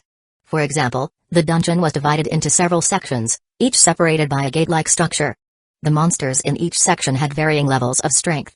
The dark druid they had fought earlier was considered one of the weakest monsters. The Wolf King and its pack, on the other hand, were on the stronger side. Regarding the dungeon's guardian, the final boss, the Wolf King shared some important details. The guardian was a massive 9-headed dragon, each head capable of unleashing devastating breath attacks. It also had an absurd regenerative ability. However, its regeneration wasn't invincible. If all of its heads were cut off, the dragon could be killed. And, fortunately for Wood and the Wolf King, the dragon had a significant weakness: it feared fire magic. After skinning and roasting the wolves, Wood collected some of their teeth and claws, fashioning 2 crude daggers. Ideally, he would have liked to make a sword or a long blade, but the wolves were too small for that. The claws and fangs were only big enough to create daggers. As Wood turned his gaze to the Wolf King, the beast instinctively shivered, seemingly aware of Wood's thoughts. It quickly ran over to Wood's 2 younger sisters, working hard to win their favor. The moving dungeon was enormous, and for Norn and Aisha, who weren't trained and were still children, the long trek soon left them exhausted. But it wasn't their fault. No one knew just how vast this dungeon was, and even Zenith, an experienced magic user, soon found herself worn out after so much walking. Chapter 267, Rudius transferred to the demon continent. At this point, the Wolf King proved to be quite useful. With its body over 3 meters long, it could easily carry 2 little girls and a not-so-heavy Zenith on its back without breaking a sweat. Compared to frail human children and magic users, magical beasts had far greater endurance and physical strength. Thanks to the Wolf King and its remaining subordinates, Wood and his party saw a significant boost in their fighting power. Armed with information about the moving dungeon's guardian, Wood continued to sweep through the various monsters they encountered, all the while upgrading their equipment to increase their chances of survival. Even Norn and Aisha, who had been pampered at home, were learning quickly. When they encountered weaker monsters, Wood personally guided them, helping them pick up valuable skills. Aisha, due to the twisted training she had received early on from Lilia, already had some physical ability and a basic grasp of swordsmanship. Under Wood's tutelage, her growth was remarkable. In just half a month, she had become brave enough to charge at magical beasts with her wolf-fang dagger. Norn, on the other hand, gave Wood a headache. Despite being his blood-related sister, with a father who was an advanced swordsman and a mother who was an advanced mage, Norn had inherited none of the family's talents for magic or swordsmanship. Of course, In terms of looks, Norn was the prettiest in the family, with her doll-like face. She was also quite smart and, like Wood, loved reading. But when it came to physical abilities, well, it was better left unsaid. If Aisha was a swordsmanship prodigy, Norn was the complete opposite, lacking even basic talent. Thankfully, though, her intelligence allowed her to grasp a few basic spells, even if her magical energy was limited. When it came time to face the dungeon's nine-headed dragon guardian, Wood wasn't expecting Norn nor Aisha to help. All he hoped for was that they would have enough ability to defend themselves. While Wood's party grew stronger and advanced toward the guardian, the other members of the Grey Rat family had also been scattered across the world due to the teleportation incident. Paul and Lelia were relatively lucky. Paul had been transported to the southern region of the Azura Kingdom, while Lelia ended up in the Sharon Kingdom. Since Paul was still in the Azura Kingdom, he believed his family was also within the kingdom's borders. With the help of some friends, he formed the Fitoa Territory Search Party to search for displaced refugees and his loved ones. As for Lelia, though she had been teleported into the Sharon Palace and arrested as a suspected spy, her life wasn't in immediate danger, and she was merely kept under house arrest. Rudius, however, wasn't so fortunate. While training with Iris, they were both caught up in the teleportation incident. Despite Ghislaine managing to push them aside, they still ended up transported to the Demon Continent. Rudius and Iris didn't get along very well at first, especially since Iris was more fond of Wood. When they first arrived on the Demon Continent, their arguments were frequent. It wasn't until Rudius mentioned Wood's name and promised to help set her up with him that Iris finally calmed down and agreed to follow his lead. They were rescued by Ruijerd of the Superd race, who became their ally. The journey back to the Central Continent from the Demon Continent was long, with many ocean crossings. Tickets were expensive, so the trio formed an adventuring party called Dead End to earn money for their journey while working to clear Ruijerd's name. Rudius, a Water King-level mage, along with Iris, an advanced swordswoman, and the even stronger Ruijerd, quickly made a name for themselves on the Demon Continent. Iris had always been talented, but she lacked real combat experience. Her training had mostly been with Ghislaine and Wood, so while she knew a lot of sword techniques, she had little actual fighting experience. However, the harsh environment of the Demon Continent and the dangerous monsters they faced forced her to grow. After facing real battles and the threat of death, Iris transformed. Though she was still technically an advanced swordswoman, her fighting style had become much more aggressive and decisive. That night, after dinner, Iris, as usual, trained with Ruijerd. With twin swords in hand, Iris moved fluidly, her attacks so swift and graceful it looked more like she was performing a waltz under the moonlight rather than fighting. Ruijerd, wielding his spear, calmly blocked all of Iris's fierce strikes. In terms of strength, Ruijerd was on par with Ghislaine, a sword king. Though their abilities varied due to their different races, they were equally powerful. One thing was clear. Iris stood no chance of winning against him at her current level. With measured movements, Ruijerd parried her attacks, and after waiting for the perfect opportunity, he disarmed her with ease, sending one of her swords flying. All he had to do was point his spear at her throat, and the training session would be over. However, what Ruijerd didn't expect was that Iris suddenly shifted her body, evading his strike and redirecting her remaining sword toward his heart. This unexpected counter left Ruijerd, who was usually stoic, momentarily surprised. But Ruijerd was a seasoned warrior, and after that brief moment of shock, he quickly regained his composure, catching Iris's wrist and pressing his spear against her throat with one hand. Damn it. I still lost. I even used that new technique I just learned, and I couldn't even make you take a step back. Iris grumbled in frustration. She wasn't happy about losing. Unlike Ghislaine, who would go easy on her from time to time, Ruijerd was merciless, completely overwhelming Iris's exceptional talent and leaving her feeling utterly defeated. Chapter 268, Rudius's freakish younger brother. Iris, you did great. You lasted so long against Ruijerd. I probably wouldn't even last a single round. Rudius offered Iris some words of comfort, though inwardly he was envious of her and Ruijerd's abilities. In his past life, as a hardcore otaku, Rudius had always admired swordsmen more than mages. But, alas, his talent for swordsmanship was painfully lacking. Despite having guidance from Paul, Ghislaine, and even Wood, who was practically a sword master, Rudius was still a mere intermediate swordsman. Mediocre at best. Even though his techniques were of intermediate level, his strength was far weaker than the average intermediate swordsman. Like Wood, he was unable to channel battle aura, so his sword strikes lacked the power of those infused with it. His magic was far more effective in comparison. Although Wood had developed something called sword chi, which was different from battle aura, and even taught it to him, Rudius found it too difficult to learn. To this day, he hadn't mastered it.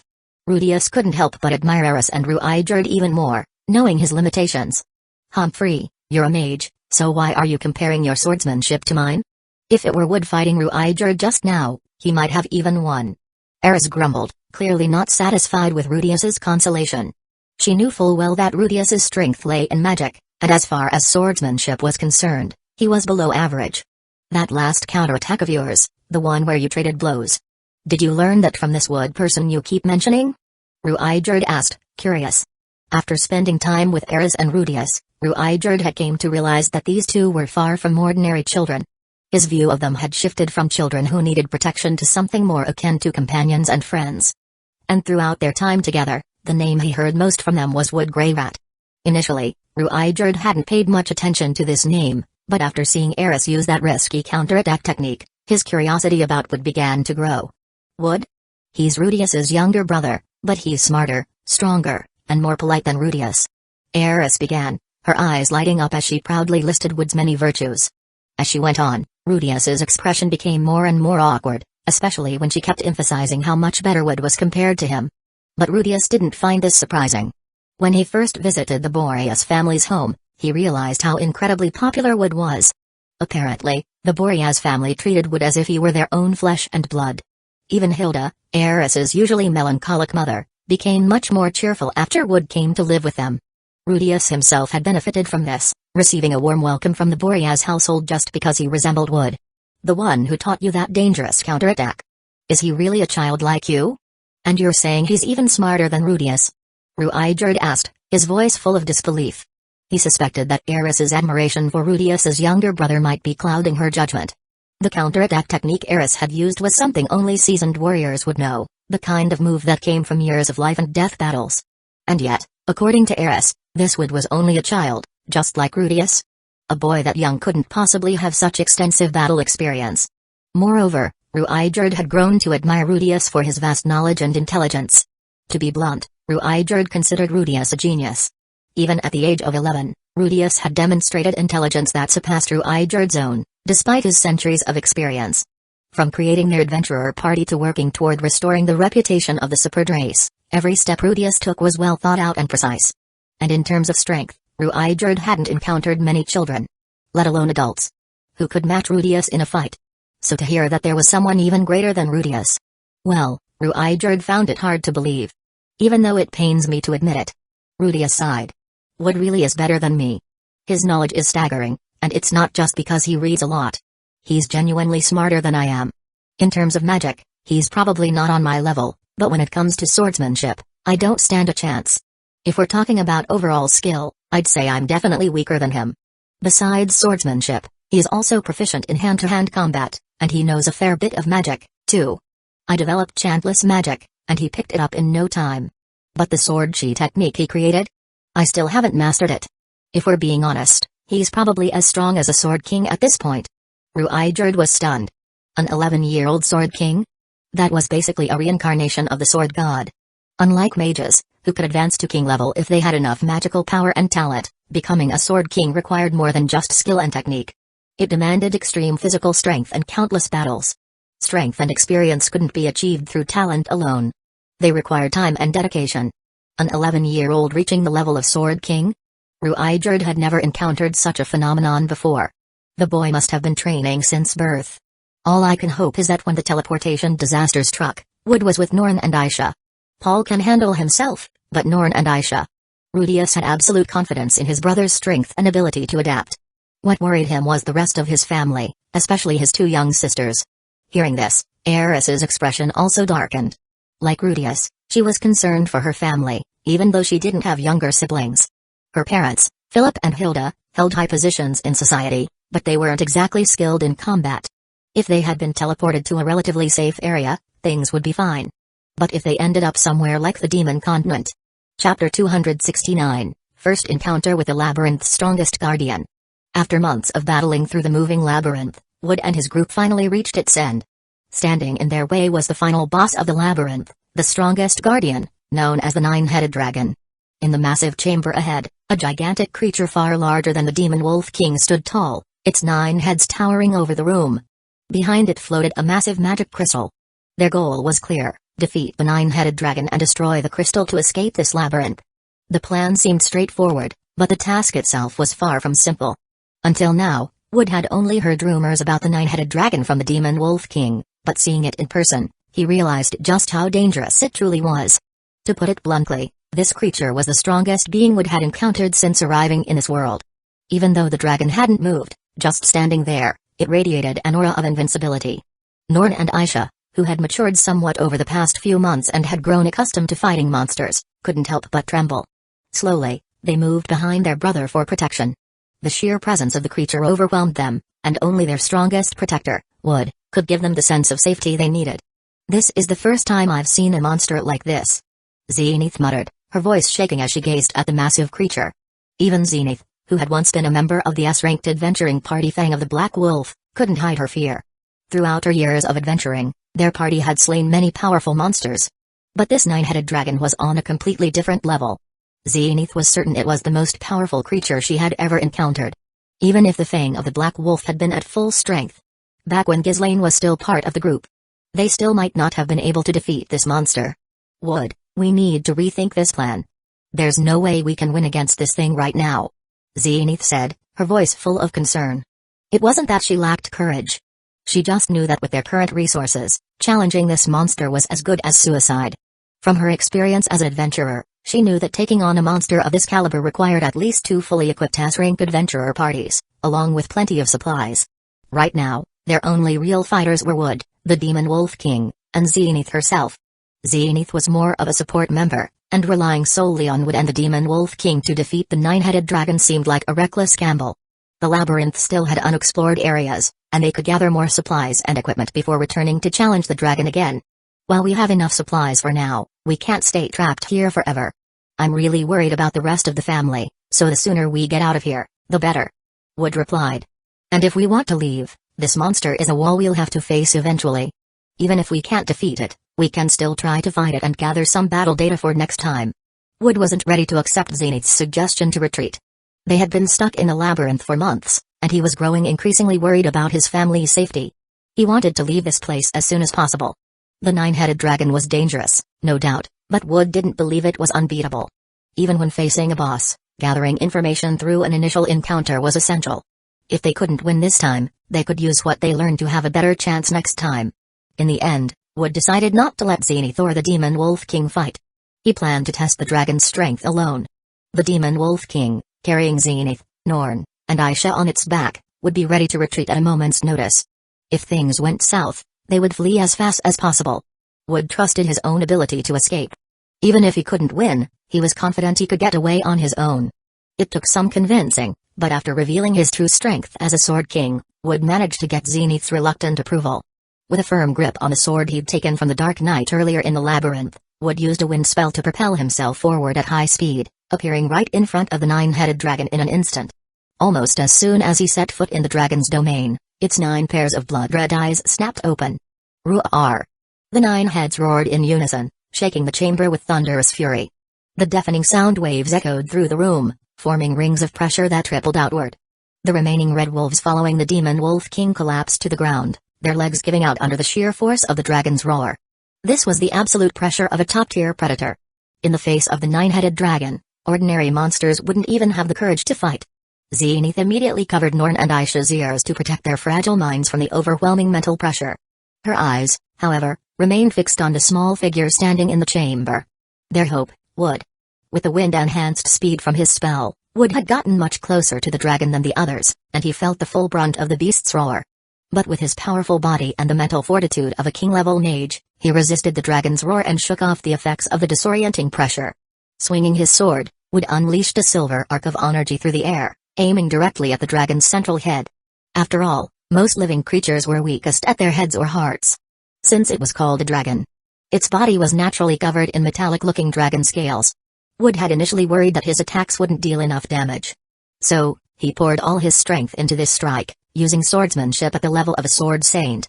But what Wood didn't expect was that the 9-headed dragon wasn't nearly as tough as he'd thought. Its scales, which looked incredibly strong, turned out to be nothing more than a facade. Chapter 270, You said this thing has a weakness? Hyaki Yagio sword style, Atachi. The sharp wind blades formed from sword energy completely replaced this world's power attribute known as ki. A single strike came directly at the neck of the nine-headed dragon. When the black blade made contact with the dragon's scales, it didn't create the metallic clang that Wood had anticipated. Instead, it cleanly sliced through, leaving a deep gash on one of the dragon's heads. The wound was horrific, causing heavy bleeding and eliciting a pained howl from the dragon. In retaliation, the remaining heads roared in anger and attacked Wood with renewed ferocity. The nine-headed dragon had 9 heads, each capable of independent attacks. Whether its main brain was in one of the heads or it had a brain in each, Wood couldn't tell. But right now, those heads were definitely attacking autonomously. The head closest to Wood used its sharp teeth to force him back. Another head immediately followed, smashing into him with a powerful blow, sending Wood flying. 2 more heads roared and quickly began gathering magical energy in their mouths. In just seconds, 2 terrifying streams of dragon breath were unleashed, crossing paths as they hurtled toward Wood, who had been knocked back. Seeing the deadly dragon breath headed his way, Wood quickly switched to a one-handed grip on his sword and drew his magic staff from his waist to cast a defensive spell. Saint-level water magic, Vortex Water Wall. A blue magic circle appeared before Wood, and torrents of water erupted to form a massive vortex, as though it could swallow anything in its path. But the nine-headed dragon's breath was even stronger than Wood had imagined. Although the water vortex provided some resistance, the dragon breath soon pierced through it, slamming Wood against the ceiling. Realizing his magic couldn't fully defend against the breath, Wood gritted his teeth. With a fight fire with fire mentality, he unleashed his most powerful fire magic. King-level fire magic, Crimson Lotus Flame Song. With a loud crack, the staff in Wood's hand splintered as the red magic circle expanded. The staff couldn't handle the intense magic power and shattered. It wasn't surprising, though. Neither the sword nor the staff Wood was using originally belonged to him. They were scavenged from monsters in the labyrinth. With the staff's poor quality, it couldn't withstand the power of his king-level magic and immense magical energy, so its breaking was inevitable. As the crimson magic circle appeared, the temperature in the room skyrocketed, nearly doubling in an instant. A massive pillar of flame, akin to a volcanic eruption, shot toward the nine-headed dragon, molten lava in tow. Wood's mastery of king-level magic was limited to water and fire. While water was excellent for defense, the destructive power of fire was unparalleled. This king-level fire magic was one of Wood's most devastating attacks. According to the information provided by the Demon Wolf King, the nine-headed dragon's weakness was fire magic. That's why Wood, despite his injuries, had risked everything to launch this powerful attack. This dragon breath is stronger than I thought. Even saint-level water magic couldn't fully block it. And it can unleash up to 9 of those attacks at once. I can't afford to hold back my magic. To defend against more than 3 streams of dragon breath, I'll have to use king-level water magic. Otherwise, I'll be in serious danger. Wood thought. As he fell from the ceiling, Wood spat out a mouthful of blood. The dragon breath had lost much of its power against his saint-level water magic, but it had still inflicted significant damage. If not for the clothes he wore, made from the fur of the red demon wolves and providing some fire resistance, his injuries might have been even worse. As Wood reached for one of the spare staffs at his waist, preparing to heal himself, a faint green glow suddenly appeared around him, and the wounds caused by the dragon breath began healing rapidly. There was no need to guess. Aside from Wood, the only person capable of casting such high-level healing magic was Zenith. From the moment Wood charged at the nine-headed dragon, Zenith had begun chanting her healing spells, ready to assist him at any moment. Wood didn't reject Zenith's help.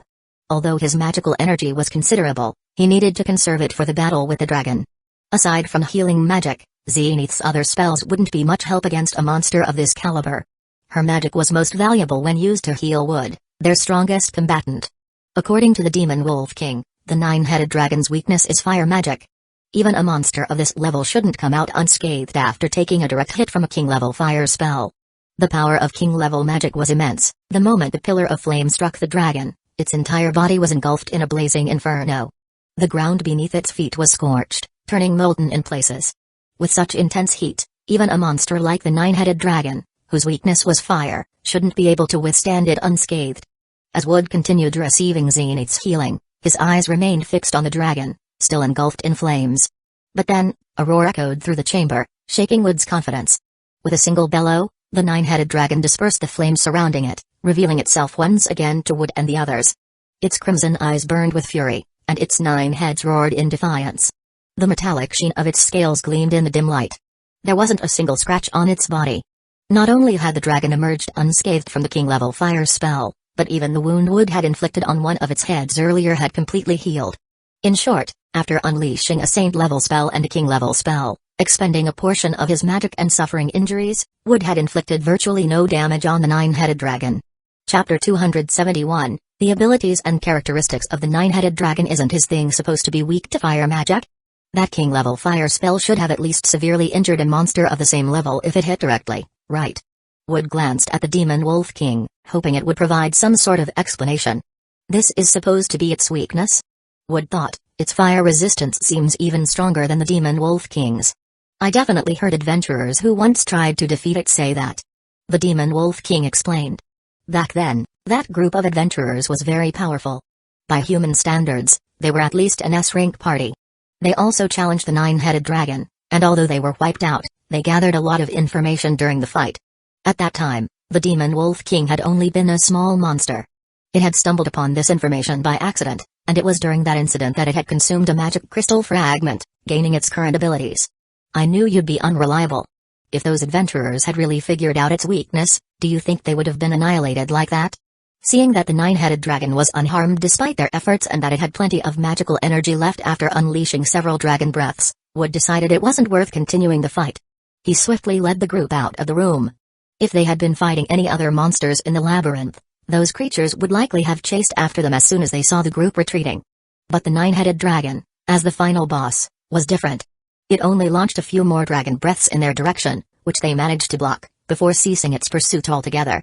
It simply watched as they exited the room, making no further attempts to chase them down. The reason for this wasn't due to a lack of intelligence but rather because the nine-headed dragon was focused on guarding the magic crystal behind it, wary of falling into a distraction or a trap. Once they exited the room, the group collapsed onto the ground, breathing heavily. Their first encounter with the nine-headed dragon hadn't gone as smoothly as they had hoped. Though the confrontation was brief, the strength the nine-headed dragon displayed left Wood feeling uneasy. With the strength of its dragon breath, the only ones in the group capable of standing up to it in a direct confrontation were Wood and the demon wolf king. The power of the nine-headed dragon's breath was truly astonishing. The strength of a single blast was easily on par with a saint-level fire spell, and if two heads fired together, the combined power would exceed the level of a saint-level water spell. And because the dragon was a magical beast, it could release these breaths incredibly quickly without the need for lengthy incantations like humans. Powerful and fast. Such a dangerous attack could only be avoided by those with superior physical abilities, like Wood and the demon wolf king. Even if there was no way to dodge, Wood could still use king-level water magic to defend himself. As for the demon wolf king, its fur provided extremely strong fire resistance, and it had an extraordinarily tenacious life force. Even if it took a few direct hits from the dragon's breath, it probably wouldn't die. But Zenith was in a different situation. Although she was an advanced-level magic user, her magic wasn't enough to block the nine-headed dragon's breath, and her physical abilities weren't enough to dodge such fast attacks, so she had to remain in a support role. As for Norn and Aisha, well, they were essentially mascots. In some cases, they could provide an emotional boost to Wood and Zenith through their familial bonds. Taking them along to fight the nine-headed dragon was dangerous, but leaving them outside the door by themselves was equally unsafe. Since this is a moving labyrinth, it's possible that other adventurers might eventually come through. That dragon is too strong.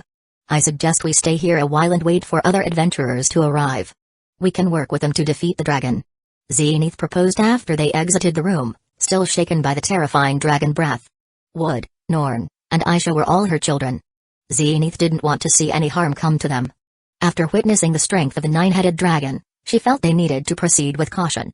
There was no denying that Zenith was also worried about the rest of the family back home. But she knew that Paul and Rudy were capable of defending themselves. As for Lilia, well, to be honest, Lilia wasn't as important to Zenith as her husband and children. I've heard adventurers who entered this labyrinth before say that this moving labyrinth is known outside as the unconquerable labyrinth. Over the years, I've only seen adventurers pass through here every few years, and only once have I seen a party make it to the nine-headed dragon. The demon wolf king's words were cut short by Zenith's piercing gaze. She knew that once Wood heard that adventurers only showed up every few years, he wouldn't agree to wait for others to show up and help them. Years? That's too long. We don't have that kind of time. Even if we weren't the ones searching for our family, Paul and Rudy are going to be worried after we've been missing this long. As expected, when Wood heard that it could take years before they encountered any adventurers, he immediately refused the idea of waiting. And even if they did come across other adventurers, if their strength wasn't sufficient, they wouldn't be much help against the nine-headed dragon anyway. Actually, there's no need to be too disheartened. Even though that dragon is powerful, after our brief encounter, I think I've figured out a few of its characteristics. First, even though the nine-headed dragon can move, it doesn't stray too far from the magic crystal. It won't chase us out of the room. This is a huge advantage for us because even if we can't beat it, we can always retreat safely. Secondly, its physical defense isn't as high as we thought. During my first attack, I only used the strength of a sword saint, but I was able to cut through its scales and cause significant damage. Its rapid healing also suggests that it has an incredible life force and regeneration abilities. Third, based on the information we had, the nine-headed dragon's weakness is supposed to be fire magic, right? But even after taking a direct hit from a king-level fire spell, it didn't seem to suffer any noticeable damage. This suggests that it has extremely high magic resistance. So, its supposed weakness might not be fire magic after all, or if it is, maybe we're misunderstanding what that means. Perhaps the weakness doesn't refer to directly attacking it with fire magic? But one thing is certain, its magical energy is staggering.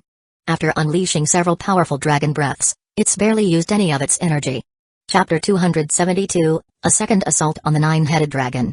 Each of the nine-headed dragon's breaths earlier carried the power of saint-level magic, nearly reaching king-level strength. Such powerful dragon breaths must come with a huge drain on magical energy. However, Wood had just noticed that despite the multiple breaths it unleashed, the nine-headed dragon's magical energy hadn't diminished in the slightest. There were two likely explanations for this. The first possibility was that the nine-headed dragon had an absolutely terrifying magical reservoir, and the energy needed for the dragon breath was merely a drop in the bucket. The second possibility was that the nine-headed dragon's recovery rate from magical energy was incredibly high, allowing it to quickly regenerate after every use. Or perhaps the truth was a combination of both. Up to this point, the individual with the largest magical reservoir that Wood had encountered was Rudius Greyrat. However, even Rudius couldn't cast multiple saint-level spells consecutively without any noticeable depletion. Wood suspected that the nine-headed dragon's ability to do this had much to do with the large magic crystal located behind it.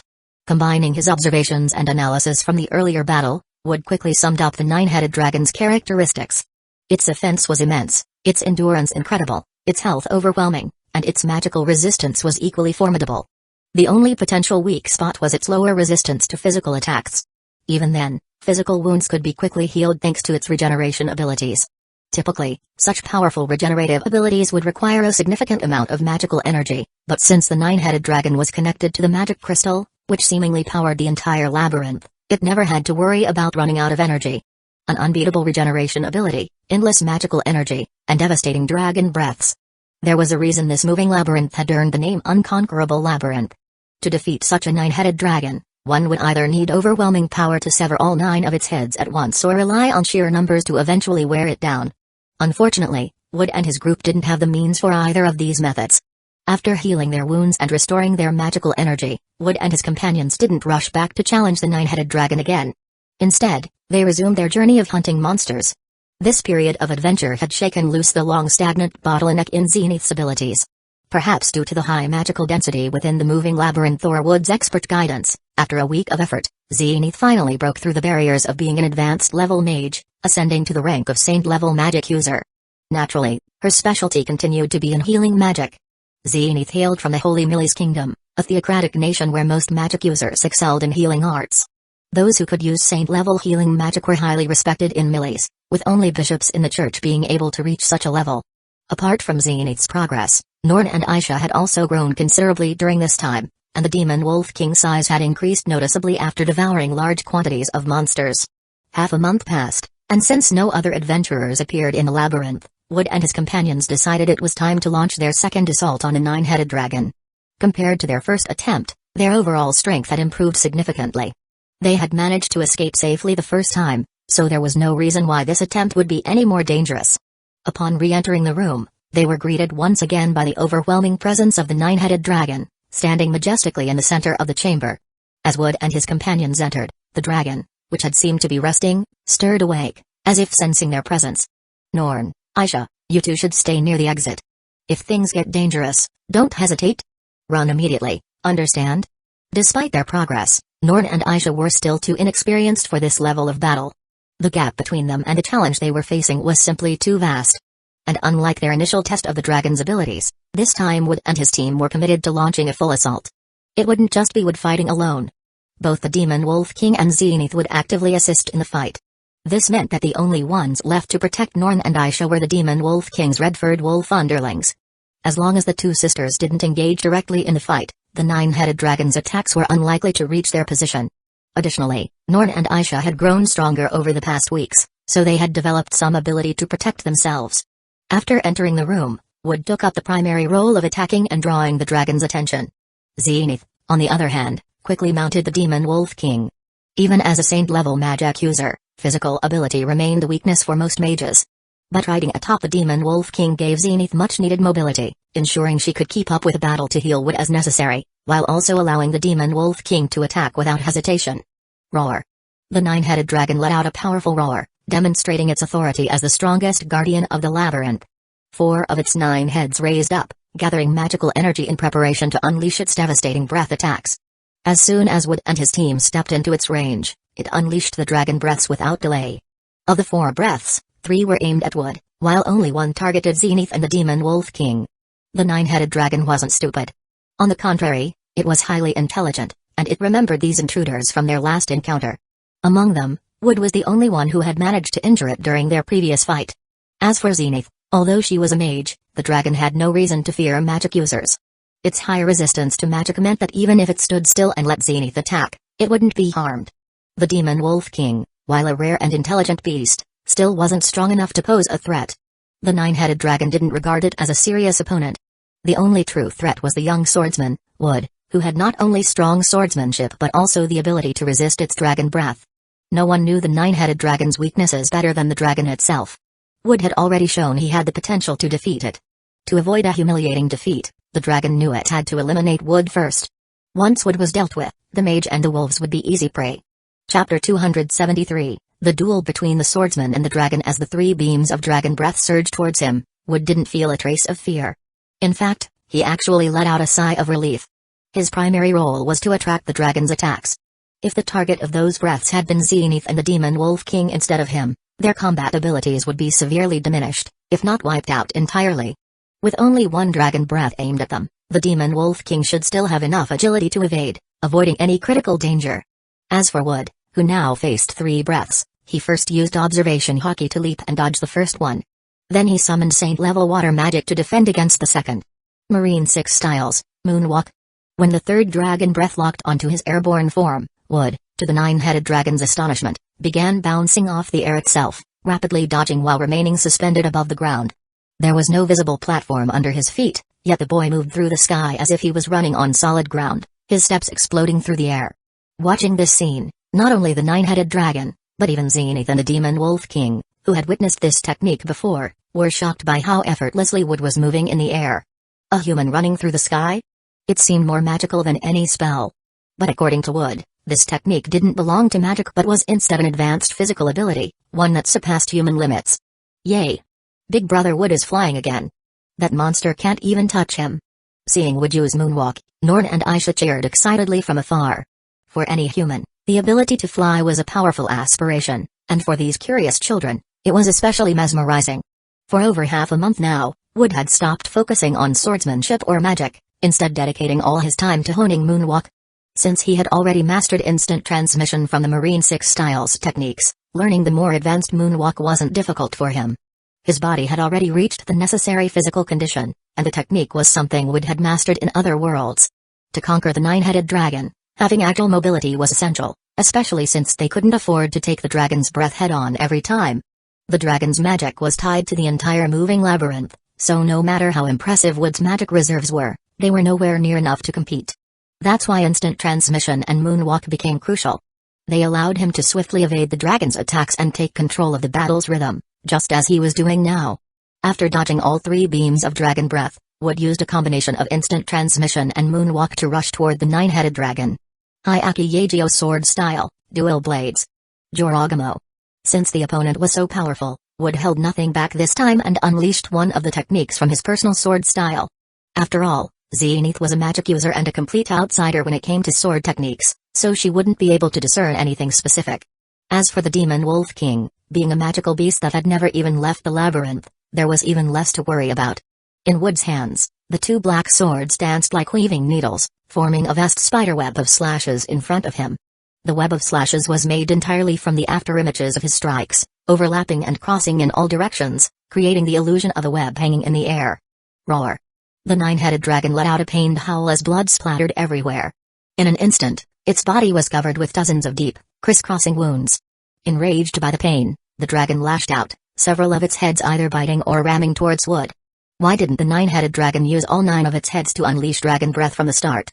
This was the reason. Because the dragon was very aware of its own weaknesses. If it was fighting a group of magic users, it could easily take on 10 king-level mages and still not feel threatened. Its dragon scales offered near total immunity to magic, and combined with its powerful regeneration, it was almost invincible.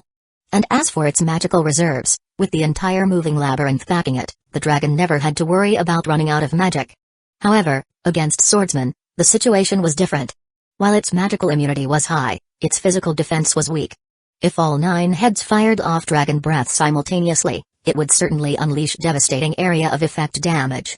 But if a swordsman managed to get in close during this moment, the dragon would be left completely vulnerable. Because of this, whenever it faced a strong swordsman, the 9-headed dragon always had half of its heads on standby, ready to defend itself against any sudden close-range attacks. Wood, who had just unleashed a powerful sword technique, found his body momentarily stiff and unable to move.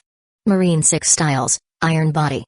Seeing one of the dragon's heads snapping towards him, Wood activated Iron Body from the Marine 6 Styles techniques.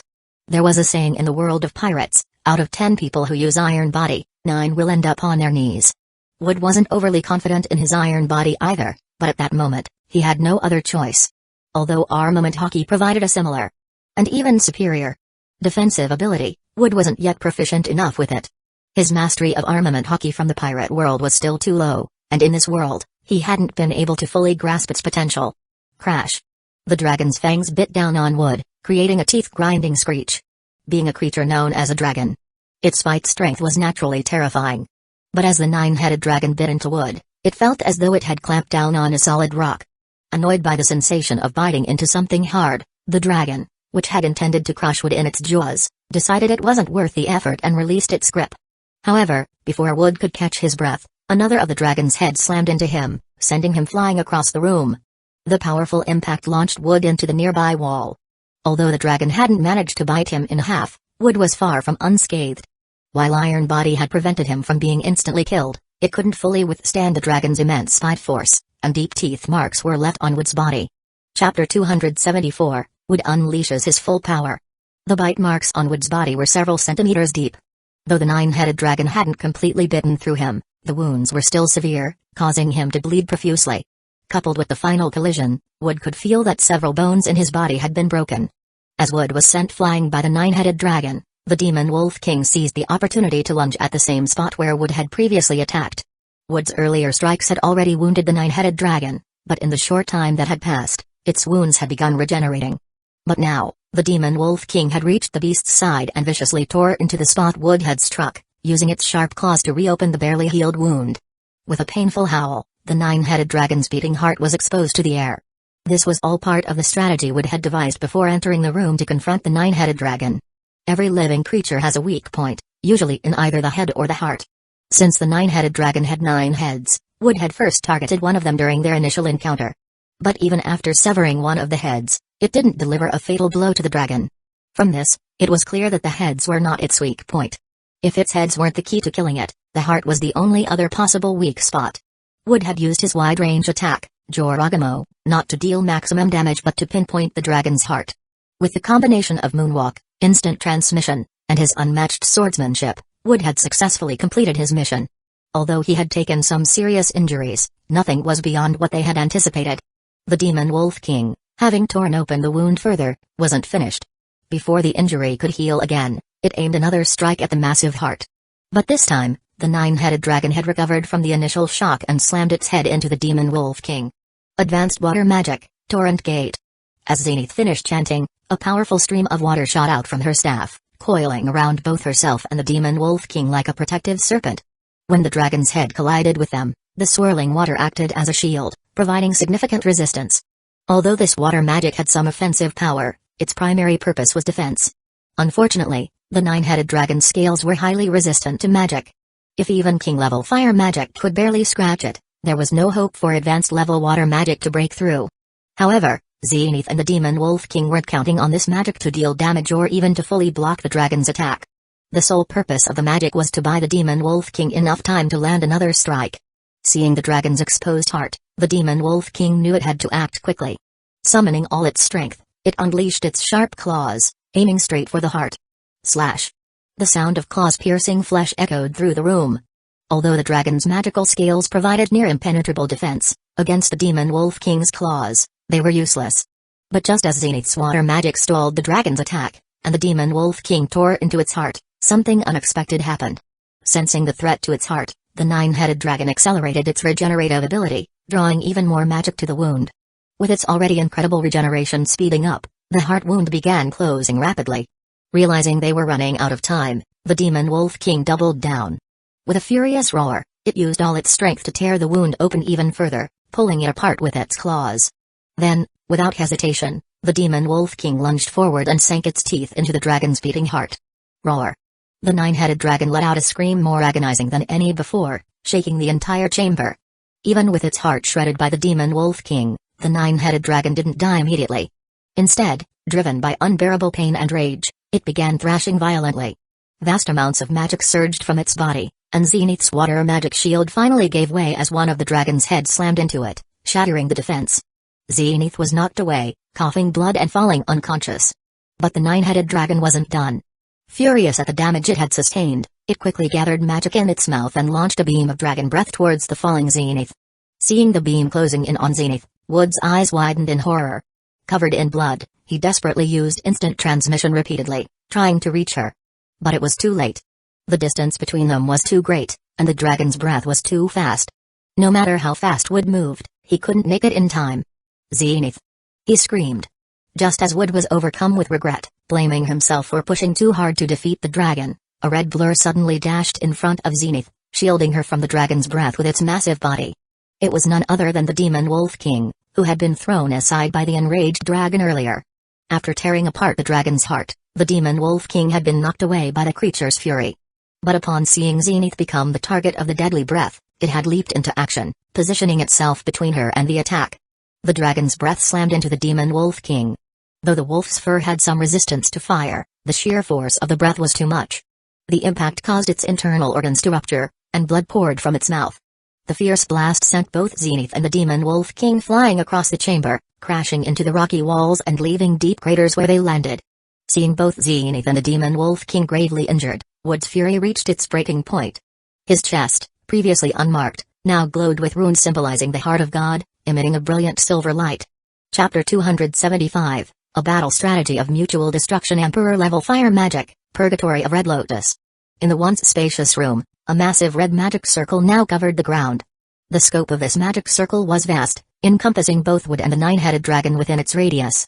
Initially, the nine-headed dragon, still furious and sensing the lingering life in the Demon Wolf King and Zenith, had intended to launch another volley of dragon breath to finish them off.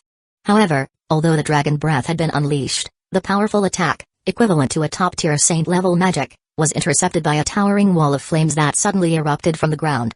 The air temperature soared rapidly, transforming the surrounding area into a blazing purgatory of flames. A wall of fire, towering over 100 meters high, shot up from the edges of the red magic circle. The dragon breath that had been aimed at Zenith and the Demon Wolf King was swallowed up by this fiery barrier, disappearing without a trace as if it had never existed. Not only that, but from within the red magic circle, massive pillars of flame sporadically erupted from the ground, creating an unpredictable pattern of attacks. For a creature as large as the nine-headed dragon, it was essentially a sitting duck. These relentless flame pillars soon engulfed the dragon's entire body. Although the nine-headed dragon had high magic resistance, Wood's magic had now reached the Emperor level, powered by the Heart of God. Even with its formidable magic resistance scales, the dragon's entire body was scorched black by the searing heat. And yet, despite these severe burns, the nine-headed dragon still refused to die. Its body continued to regenerate at an astonishing rate. Damned monster! You can't die from decapitation, you can't die from having your heart shredded, and now even Emperor-level magic can't kill you. Wood's frustration was palpable. The battle had reached a point of no return. Even if Wood wanted to retreat, he had no way of carrying both the unconscious Zenith and the injured Demon Wolf King to safety. At this moment, there was no other option. It was do or die.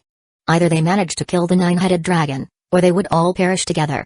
The rune marks belonging to the Heart of God on Wood's chest shone brightly, and in the blink of an eye, Wood vanished from where he had been standing. Hyaki Yagyo sword style, Itro. Atachi. Hyaki Yagyo sword style, Nitro. Joragamo. Hyaki Yagyo sword style, Ei. Higanbana. With the power of the heart of God amplifying him, Wood's swordsmanship, already on par with that of a sword king, now bordered on the level of a sword emperor. At this point, wielding two swords, Wood had completely forsaken any thought of defense, unleashing a flurry of crazed, relentless attacks. The nine-headed dragon, with its 9 heads and sharp claws, lunged at Wood with both bites and slashes. But Wood's twin blades moved so fast that they formed a protective ring of flashing steel around him. Every time the dragon extended a head or a claw toward him, it was immediately met with a brutal counterattack, resulting in severed limbs or decapitated heads. Wood's swordsmanship was already at the level of a sword king, and with the power of the heart of God backing him, his strikes were now nearing the realm of a sword emperor. However, the immense power behind his attacks was too much for his black swords to handle. Each time he unleashed one of the Hyaki Yagyo techniques, the blades in his hands would break under the sheer force. Yet Wood didn't seem to care at all. As soon as one sword shattered, he would reach back and pull out another replacement from his stockpile. His body was drenched in blood, and the magical healing runes etched across his skin continued to glow, constantly working to mend his wounds. His eyes were bloodshot, and he was in a state of heightened, almost berserk excitement. Wood's mind had been overtaken by a single thought: kill this beast and get everyone out safely. His terrifying speed and reckless attacks began to overwhelm even the seemingly unkillable 9-headed dragon. Its once efficient regenerative powers could no longer keep up with the damage Wood was inflicting. The dragon's metallic, shimmering scales were scattered across the ground, and by now, more than half the blood on Wood's body belonged to the 9-headed dragon. It had turned into a gamble. Would Wood's heart of God allow him to kill the dragon before his own life force and stamina were completely depleted? Or would a 9-headed dragon's regeneration and endurance outlast Wood's relentless assault? The red magic circle on the ground continued to operate, its emperor-level magic still active. As long as Wood's magic hadn't run out, the spell would keep functioning, endlessly spawning the chaotic fire attacks. Suddenly, the ground beneath Wood and the dragon began to swell. A sign that another burst of flame was about to erupt. Soon, both of them would be caught in the firestorm of emperor-level magic. Thanks to his observation haki, Wood detected the impending danger well in advance. With his speed and reflexes, he could easily dodge the upcoming flames. However, in his current berserker state, Wood had no intention of avoiding it. If he dodged, his relentless offensive would be interrupted, even for a brief moment. And in that time, the 9-headed dragon's regeneration would undoubtedly restore its strength. So, Wood made his decision. Even if it meant enduring the full force of his own magic, he would not stop attacking. Boom! The ground beneath them erupted, and a column of searing flame engulfed both Wood and the 9-headed dragon. Wood's coat, made from the fur of the red demon wolf, provided some resistance to fire, preventing the flames from inflicting too much damage at first. But this was emperor-level magic, and even the demon wolf's fire-resistant fur had its limits. The coat was soon consumed by the intense flames, slowly burning away. As his body endured the burning, the healing runes etched into Wood's skin continued to glow, working furiously to repair the damage. In many ways, the healing magic inscribed into Wood's body functioned similarly to the 9-headed dragon's regeneration. The only difference was that the magic runes didn't cover all of Wood's body, focusing only on vital areas and his limbs. Additionally, since these runes were etched onto his skin, they could be destroyed by repeated or severe attacks. And unlike the 9-headed dragon, which drew magic from the entire dungeon, Wood's healing abilities were limited by his own dwindling magic reserves. Chapter 276, Wood at the end of his strength. Despite the healing magic circles engraved on his body, the all-encompassing flames had scorched over 50% of Wood's skin. The wounds that covered him were now charred black, and the blood that had once flowed from them had been completely dried out by the intense heat. Yet, despite suffering such severe injuries, Wood continued to swing his twin swords mechanically. His vital areas and limbs, protected by the healing magic, had also endured the fire's fury but were barely holding together, allowing him to continue fighting. What Wood hadn't expected was that, although the 9-headed dragon should have had powerful magic resistance, it had suffered more from the flames than he had. Having fought the 9-headed dragon multiple times, Wood had already been impressed by its immense magic immunity and terrifying regenerative abilities.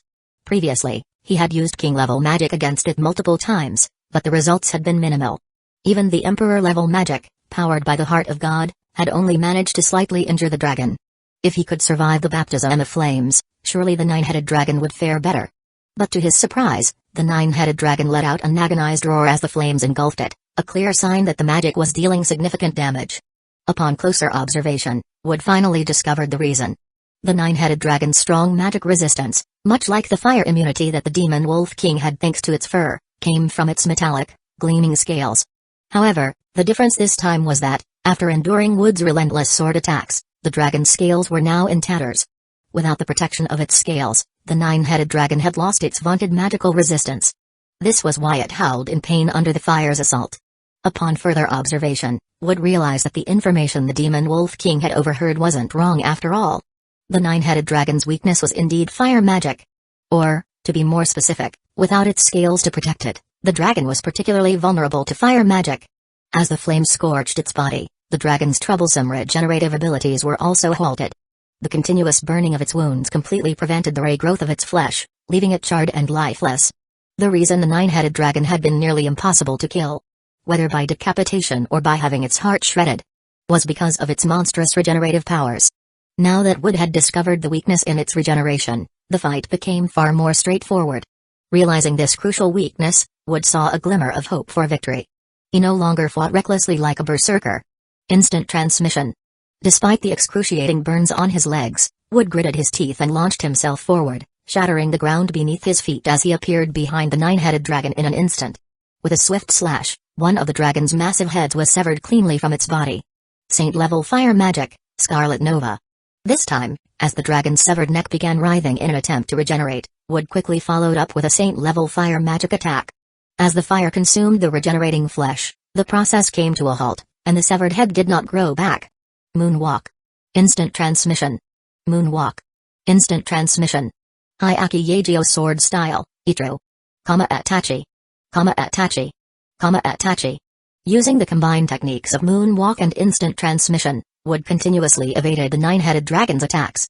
Relying on his observation haki, to predict and avoid the dragon's breath attacks, he then used Atachi to slice off more of its heads.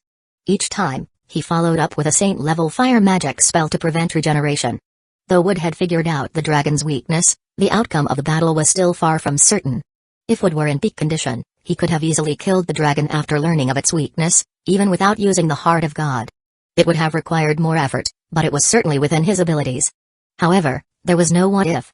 Retreating from the room, regrouping, and coming back at full strength would have been the most sensible option. But right now, Wood had no choice. He could likely escape on his own, but what about the unconscious demon Wolf King and Zenith? He wasn't confident he could protect them while fleeing from the nine-headed dragon's relentless pursuit.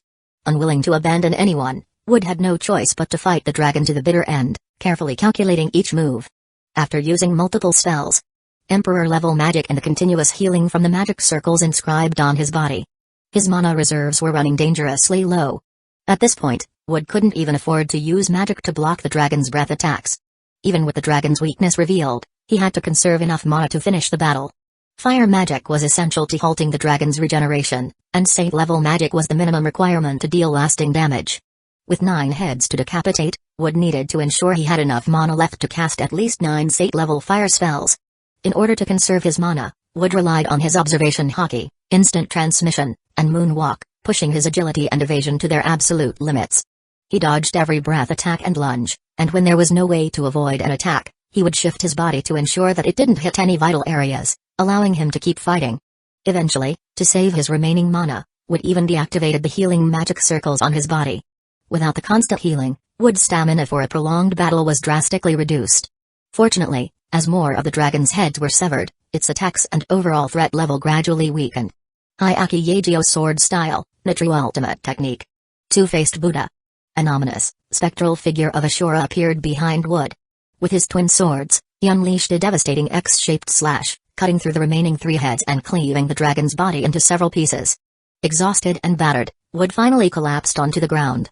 The overwhelming weakness from his injuries, the crippling fatigue, the mental strain from overexerting his mana, and the after-effects of the Heart of God were all hitting him at once. His body was completely drained. But even as Wood lay on the ground, barely conscious, he bit down hard on his tongue, using the pain to stave off unconsciousness. Chapter 277, The Final Emperor-Level Magic. Though Wood's final Hyaki Yagio sword-style ultimate technique had sliced the 9-headed dragon into pieces, its fallen flesh continued to writhe, indicating that the beast wasn't completely dead yet. Even if I have to go down, I'll drag you down with me. Emperor-level fire magic, Scarlet Purgatory. Finale. With his tongue bitten to keep himself awake, Wood let out a furious, slurred roar.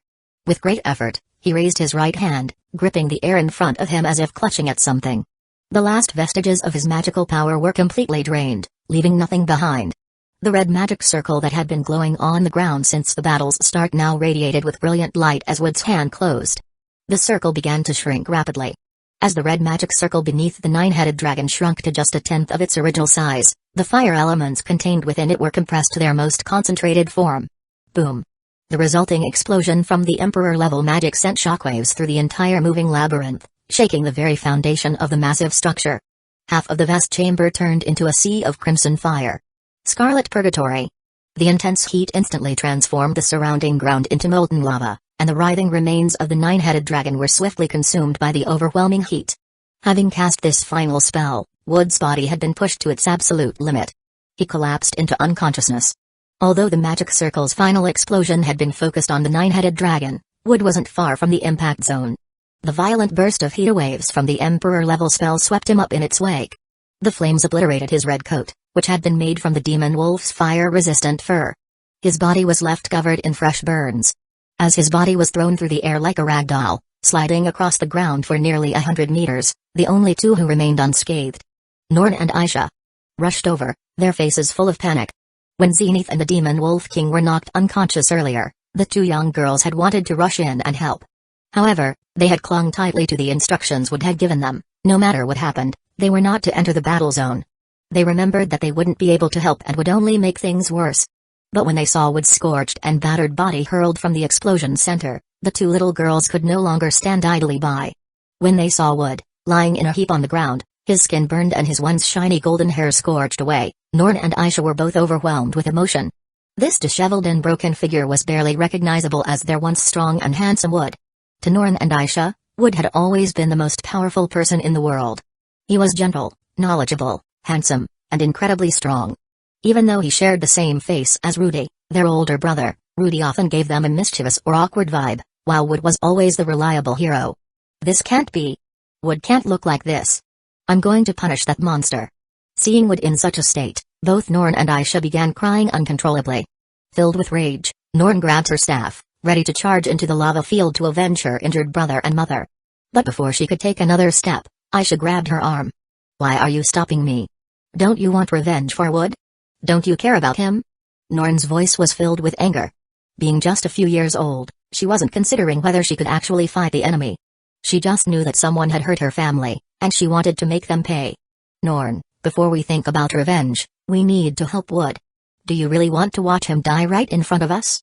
Though Aisha was only a little older than Norn, her strict upbringing under Lilia had made her much more mature for her age. Seeing Wood in such a terrible state made Aisha both furious and heartbroken, but she knew what had to be done.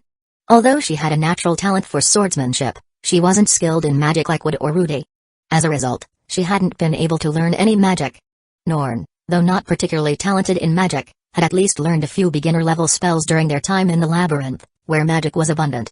Even if beginner-level healing spells weren't powerful, they were better than nothing right now. After hearing Aisha's words, Norn finally snapped back to reality. Clutching her staff, she began to chant a healing spell, her small hands glowing with a faint green light. When Wood eventually woke up, it was 3 days later. At first, upon waking, he saw the wooden ceiling above him and thought that his life as Wood Grey Rat had ended, and he had returned to the world of pirates. However, when two small, eager faces appeared before him, he quickly realized that he had survived the fight with the nine-headed dragon after all. Mom! Wood's awake. Norn's excited shout was followed by the sounds of hurried footsteps from outside the wagon. Soon, Zenith rushed inside, full of relief. Yes, they had left the moving labyrinth behind, and now they were on their way to the capital of the Millis Holy Kingdom. 3 days ago, after Wood defeated the nine-headed dragon in the labyrinth's final chamber, his life had been hanging by a thread. While Norn's beginner-level healing magic had been able to keep Wood alive, it was nowhere near enough to fully treat his worsening injuries. But thanks to her determination and refusal to give up, Norn had managed to keep Wood alive long enough for Zenith to regain consciousness. Compared to Norn's beginner-level magic, Zenith's saint-level healing magic had been far more effective. Chapter 278, After leaving the moving labyrinth after the defeat of the nine-headed dragon, the guardian of the moving labyrinth, the spoils it left behind were staggering. The immense magic crystal, brimming with magical power, was a treasure in itself. And as for the scattered dragon scales, They were priceless. If taken to the outside world, they could easily fetch a sky-high price. Even though the Emperor-level fire magic had obliterated most of the nine-headed dragon's remains, many of the scales that would had sliced off earlier managed to survive the flames of that spell. The fact that these scales remained intact after enduring the intense heat of an Emperor-level spell was a testament to the absurd level of magic resistance the nine-headed dragon possessed. Without exaggeration, if these scales were handed over to a skilled craftsman, they could be crafted into an incredibly powerful set of magic-resistant equipment. After the magic crystal was shattered, the moving labyrinth vanished, as it had lost its power source. Yet, even in pieces, the fragments of the magic crystal remained immensely potent. If someone were to absorb all the magic within the entire crystal, even a high-level mage could have their mind overwhelmed by the sheer amount of magic and potentially end up as a vegetable. However, if handled with care, these crystal fragments could become invaluable tools for enhancing one's magical power. After the magic crystal shattered, Zenith, aware that Wood had fallen into a coma due to overexerting his magic, placed the largest piece of the crystal inside his body. The effect was immediate. The magic that had been drained from Wood's body was instantly replenished, and his power had increased significantly. However, his deep coma wasn't solely due to magical exhaustion. The aftermath of using the Heart of God was also a major contributing factor. Unaware of the true cause of Wood's condition, Zenith grew increasingly anxious when, despite his magical power fully recovering and his injuries healing, he still wouldn't wake up. With the disappearance of the moving labyrinth, they found themselves in the territory of the Millis Holy Kingdom, Zenith's homeland. Given Wood's strange condition, Zenith decided to seek help from the Pope of the Millis Church, thinking someone of such power might have a solution. She purchased a carriage and began their journey toward the capital of the Millis Holy Kingdom. The money for the carriage and their journey to the capital came from selling off materials harvested from magical beasts. Let's not forget, aside from the nine-headed dragon's scales and fragments of the magic crystal, Wood and his companions had slain numerous other magical creatures and beasts while inside the labyrinth. They traveled to a nearby town and visited the local adventurers' guild. Since both Zenith and Wood had adventurer statuses, they were easily able to sell the materials they had gathered. However, as Zenith was selling a large quantity of magical beast materials and herbs, an incident occurred. The creatures and beasts inside the moving labyrinth weren't just strong. They were extremely rare. The materials obtained from them were, naturally, worth a fortune. The labyrinth was infamous as an unconquerable maze. And most adventurers who entered never came out. As a result, the materials Zenith sold fetched an enormous sum of money. Wealth draws attention. This is a universal truth, no matter the world. Wherever there is enough profit to be had, there will always be those willing to take risks. When Zenith entered the Adventurers Guild, she was accompanied by two small children and carrying an unconscious, heavily scarred young man. A beautiful woman with two young girls, carrying an incredible amount of wealth. This was practically inviting trouble. Sure enough, Zenith and her companions had caught the eye of some unsavory characters. But Zenith was no longer the naive young lady she once was, when she had run away from home and nearly been sold into slavery. Sensing they were being followed, Zenith didn't panic. Instead, she calmly led Norn and Aisha out of town, keeping her composure. The men trailing them, initially hesitant about making a move within the town due to potential complications, were delighted when they saw Zenith willingly heading out into the open. They exchanged cruel grins. That woman's got a nice figure. After we take her down, we can have some fun with her before selling her to a brothel. Those two little girls aren't bad either. Some of the richer, twisted nobles love that kind of thing. We'll get a good price for them. As for the unconscious kid, just kill him.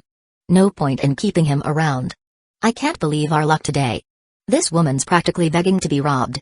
As the gang of adventurers and thieves ogled Zenith with perverted smiles, their expressions quickly froze when several large, crimson-furred wolves suddenly appeared behind her and the girls. One particularly sleazy adventurer, mid-sentence, felt something heavy fall on his head. When he looked up, he realized with horror that what had just landed on him wasn't rain. It was the saliva of one of the giant wolves. If seeing a few red-furred wolves hadn't been enough to scare them off, the appearance of the demon wolf king behind Zenith was enough to crush any remaining hope they had. They might not know exactly how strong the demon wolf king was, but its towering form, standing over 5 meters tall, immediately filled them with dread. Adventurers understood well, powerful magical beasts didn't have to be large, but large magical beasts were rarely easy to deal with. The demon wolf king, originally about 3 meters tall, had grown even larger after consuming part of the labyrinth's magic crystal.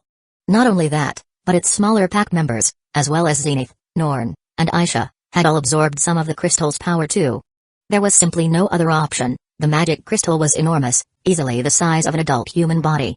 along with the 9-headed dragon's scales and other treasures. They had gathered so much loot that they couldn't carry it all out of the labyrinth. So, to avoid wasting any of it, each of them absorbed as much as they could safely handle.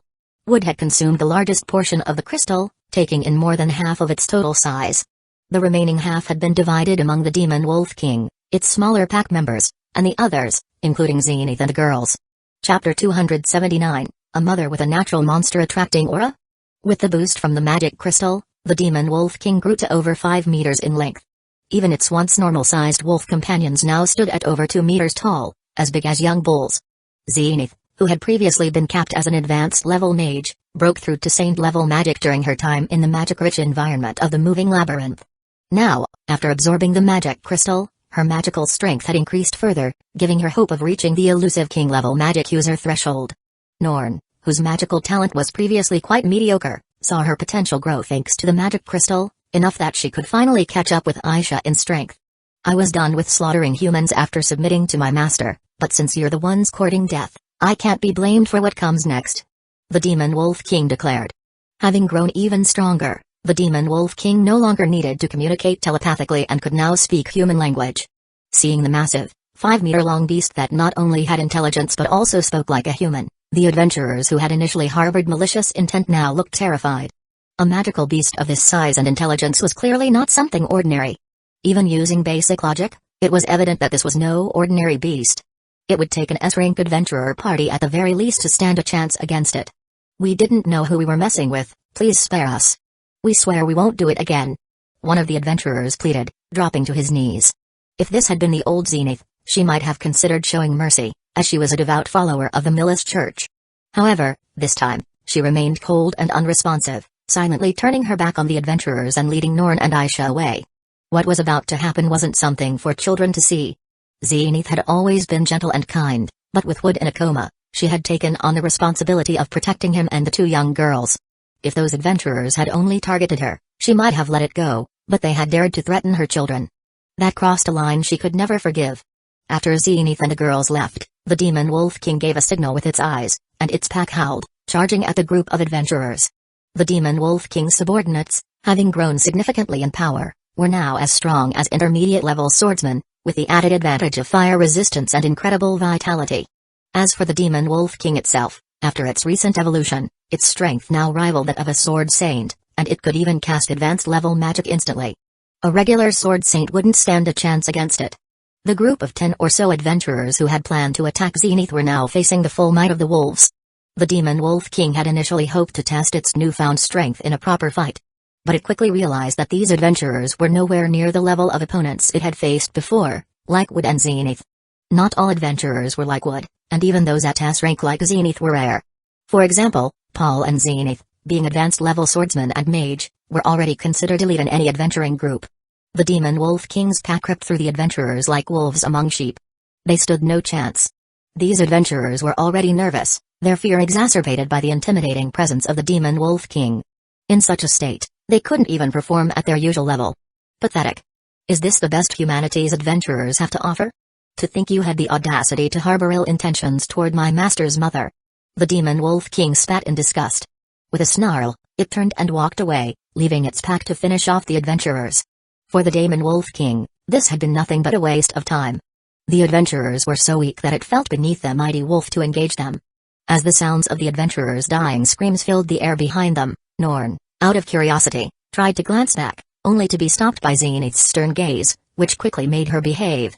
Walking to the Millis Holy Kingdom's capital was far too inconvenient, especially since they needed to let Wood rest. So, after arriving at the next town, Zenith purchased a luxurious carriage and some supplies. But it seemed that Zenith had some kind of natural monster magnet aura. As a beautiful woman traveling with 2 children and an obvious display of wealth, she once again attracted the wrong kind of attention.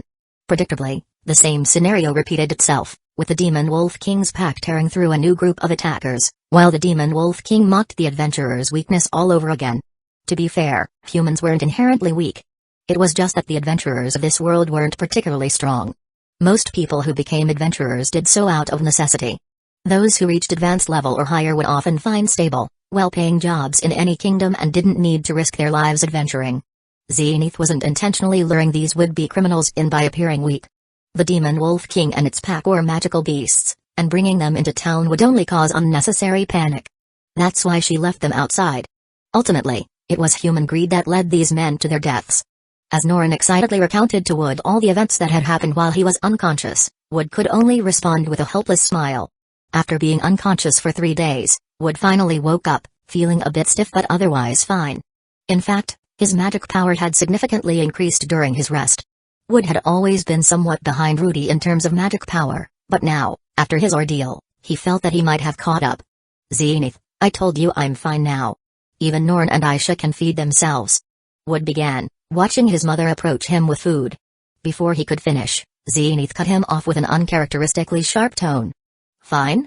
You were unconscious for 3 whole days. You're still a patient, so just sit there and behave. Though Wood had woken up 3 days later feeling much better, with no lingering effects besides a little weakness from not eating and some burns on his skin, his mother still insisted on treating him as if he were gravely ill.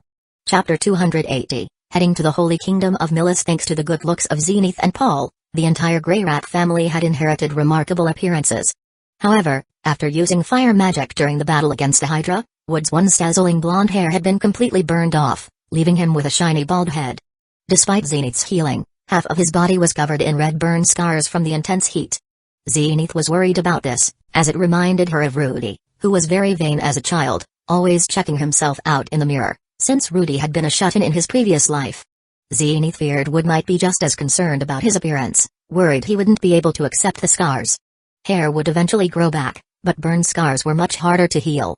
Don't worry, we're on our way to the capital of the Holy Kingdom of Millis. If His Holiness, the Pope, gets involved, there's no doubt he can remove those burn scars. Zenith reassured him. Zenith came from a noble family, the Litra House, in the Holy Kingdom of Millis. She had been hailed as the ideal noblewoman in her youth. However, after an argument with her mother, she ran away from home and was nearly sold into slavery by swindlers. Fortunately, she met Paul and his party, becoming a member of the Black Wolf's Fang adventurer group, which allowed her to escape that fate.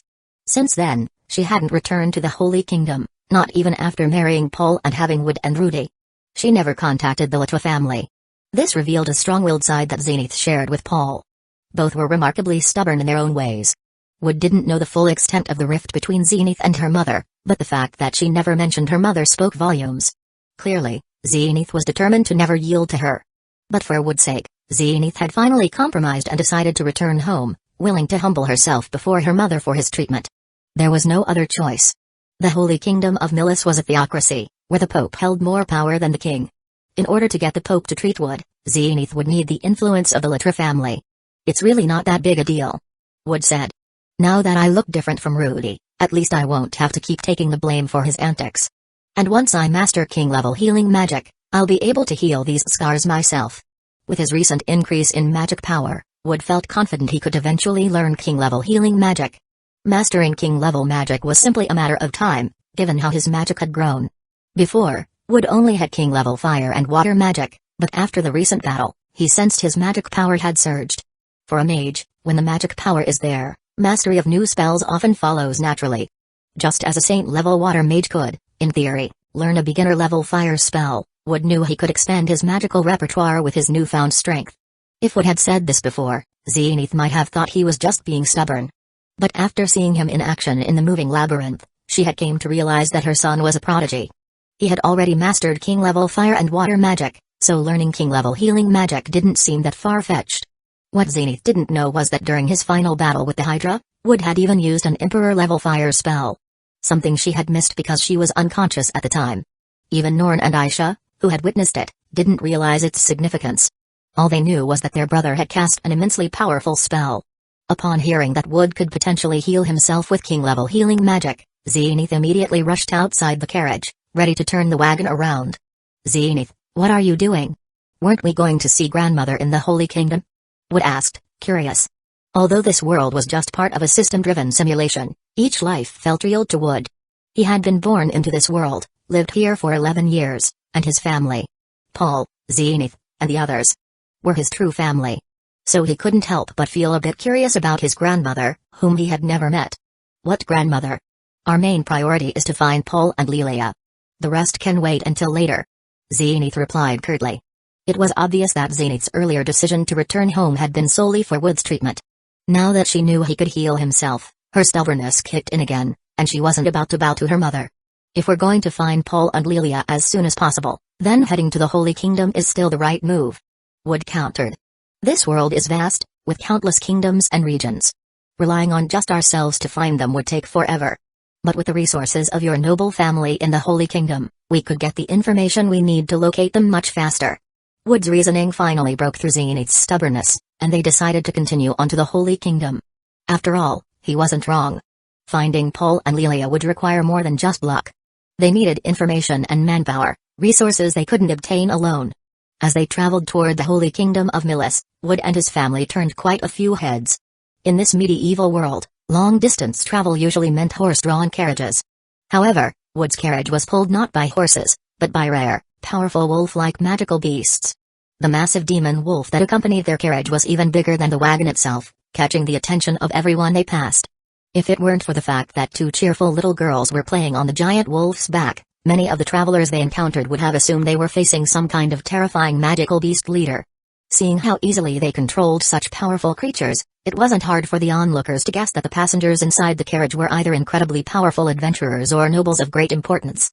As a result, quite a few people approached them along the way, hoping to strike up a conversation or even offer their services as guards. Zenith, however, responded to these people with cool indifference. Until someone in one of the groups caught her attention. Chapter 281, The Lady in the War-Torn Land. When the great teleportation disaster struck, the entire territory of Fitoa was affected, and the Boreas family was no exception. Teleportation magic doesn't differentiate between commoners and nobles.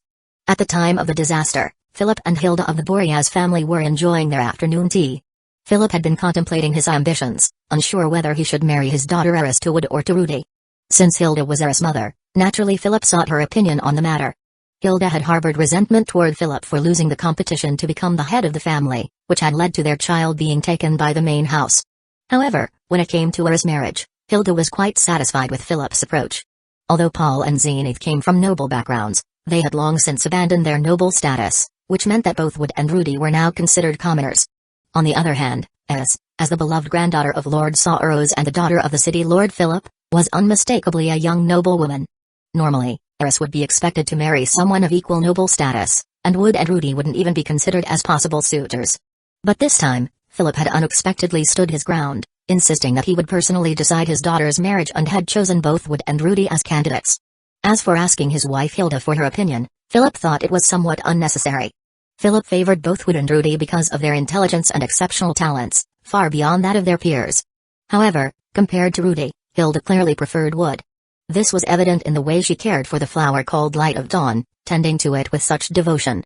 For Hilda, a polite and considerate child like Wood was everything she could have wanted in a son. It was her one regret that Wood wasn't her own. But if Eris were to marry Wood, wouldn't that regret be completely erased? Just as the two were discussing Eris' future, the teleportation disaster struck. At the time, Hilda had been carefully pruning the Light of Dawn, and Philip had just barely managed to grab hold of his stunned wife. After being unconscious for a while, they awoke to find themselves far from the Boreas estate, in the middle of a barren wilderness. While Philip held the title of City Lord, his combat abilities were mediocre at best. He had no magical skills, and even his swordsmanship was only slightly better than the average person. As for Hilda, she had been a delicate noble lady even before marrying into the Boreas family, and had continued to live the pampered life of a noble woman. With no maids or guards to protect them, and stranded in an unfamiliar wilderness, the situation was dire for the once privileged Philip and Hilda. Wearing expensive-looking clothes and possessing little combat ability, it didn't take long for the wandering bandits in the area to set their sights on them. When they encountered the bandits, Philip initially tried to use his title as the Lord of Roa to threaten them. Unfortunately, Philip didn't realize that the teleportation magic had transported them to the lawless areas of the Holy Kingdom of Milis. These outlaws didn't care about Fitoa, nor would they be swayed by the title of a city lord. Even the Prince of the Azura Kingdom would mean nothing to them here. As the bandits prepared to kill Philip and Hilda and loot their valuables, something surprising happened. Normally timid, Hilda stepped forward and negotiated with them, saying, "If you kill us here, you'll only get a few trinkets. But if you take us to the nearest town, I can assure you that you'll receive a handsome ransom for us." She's right.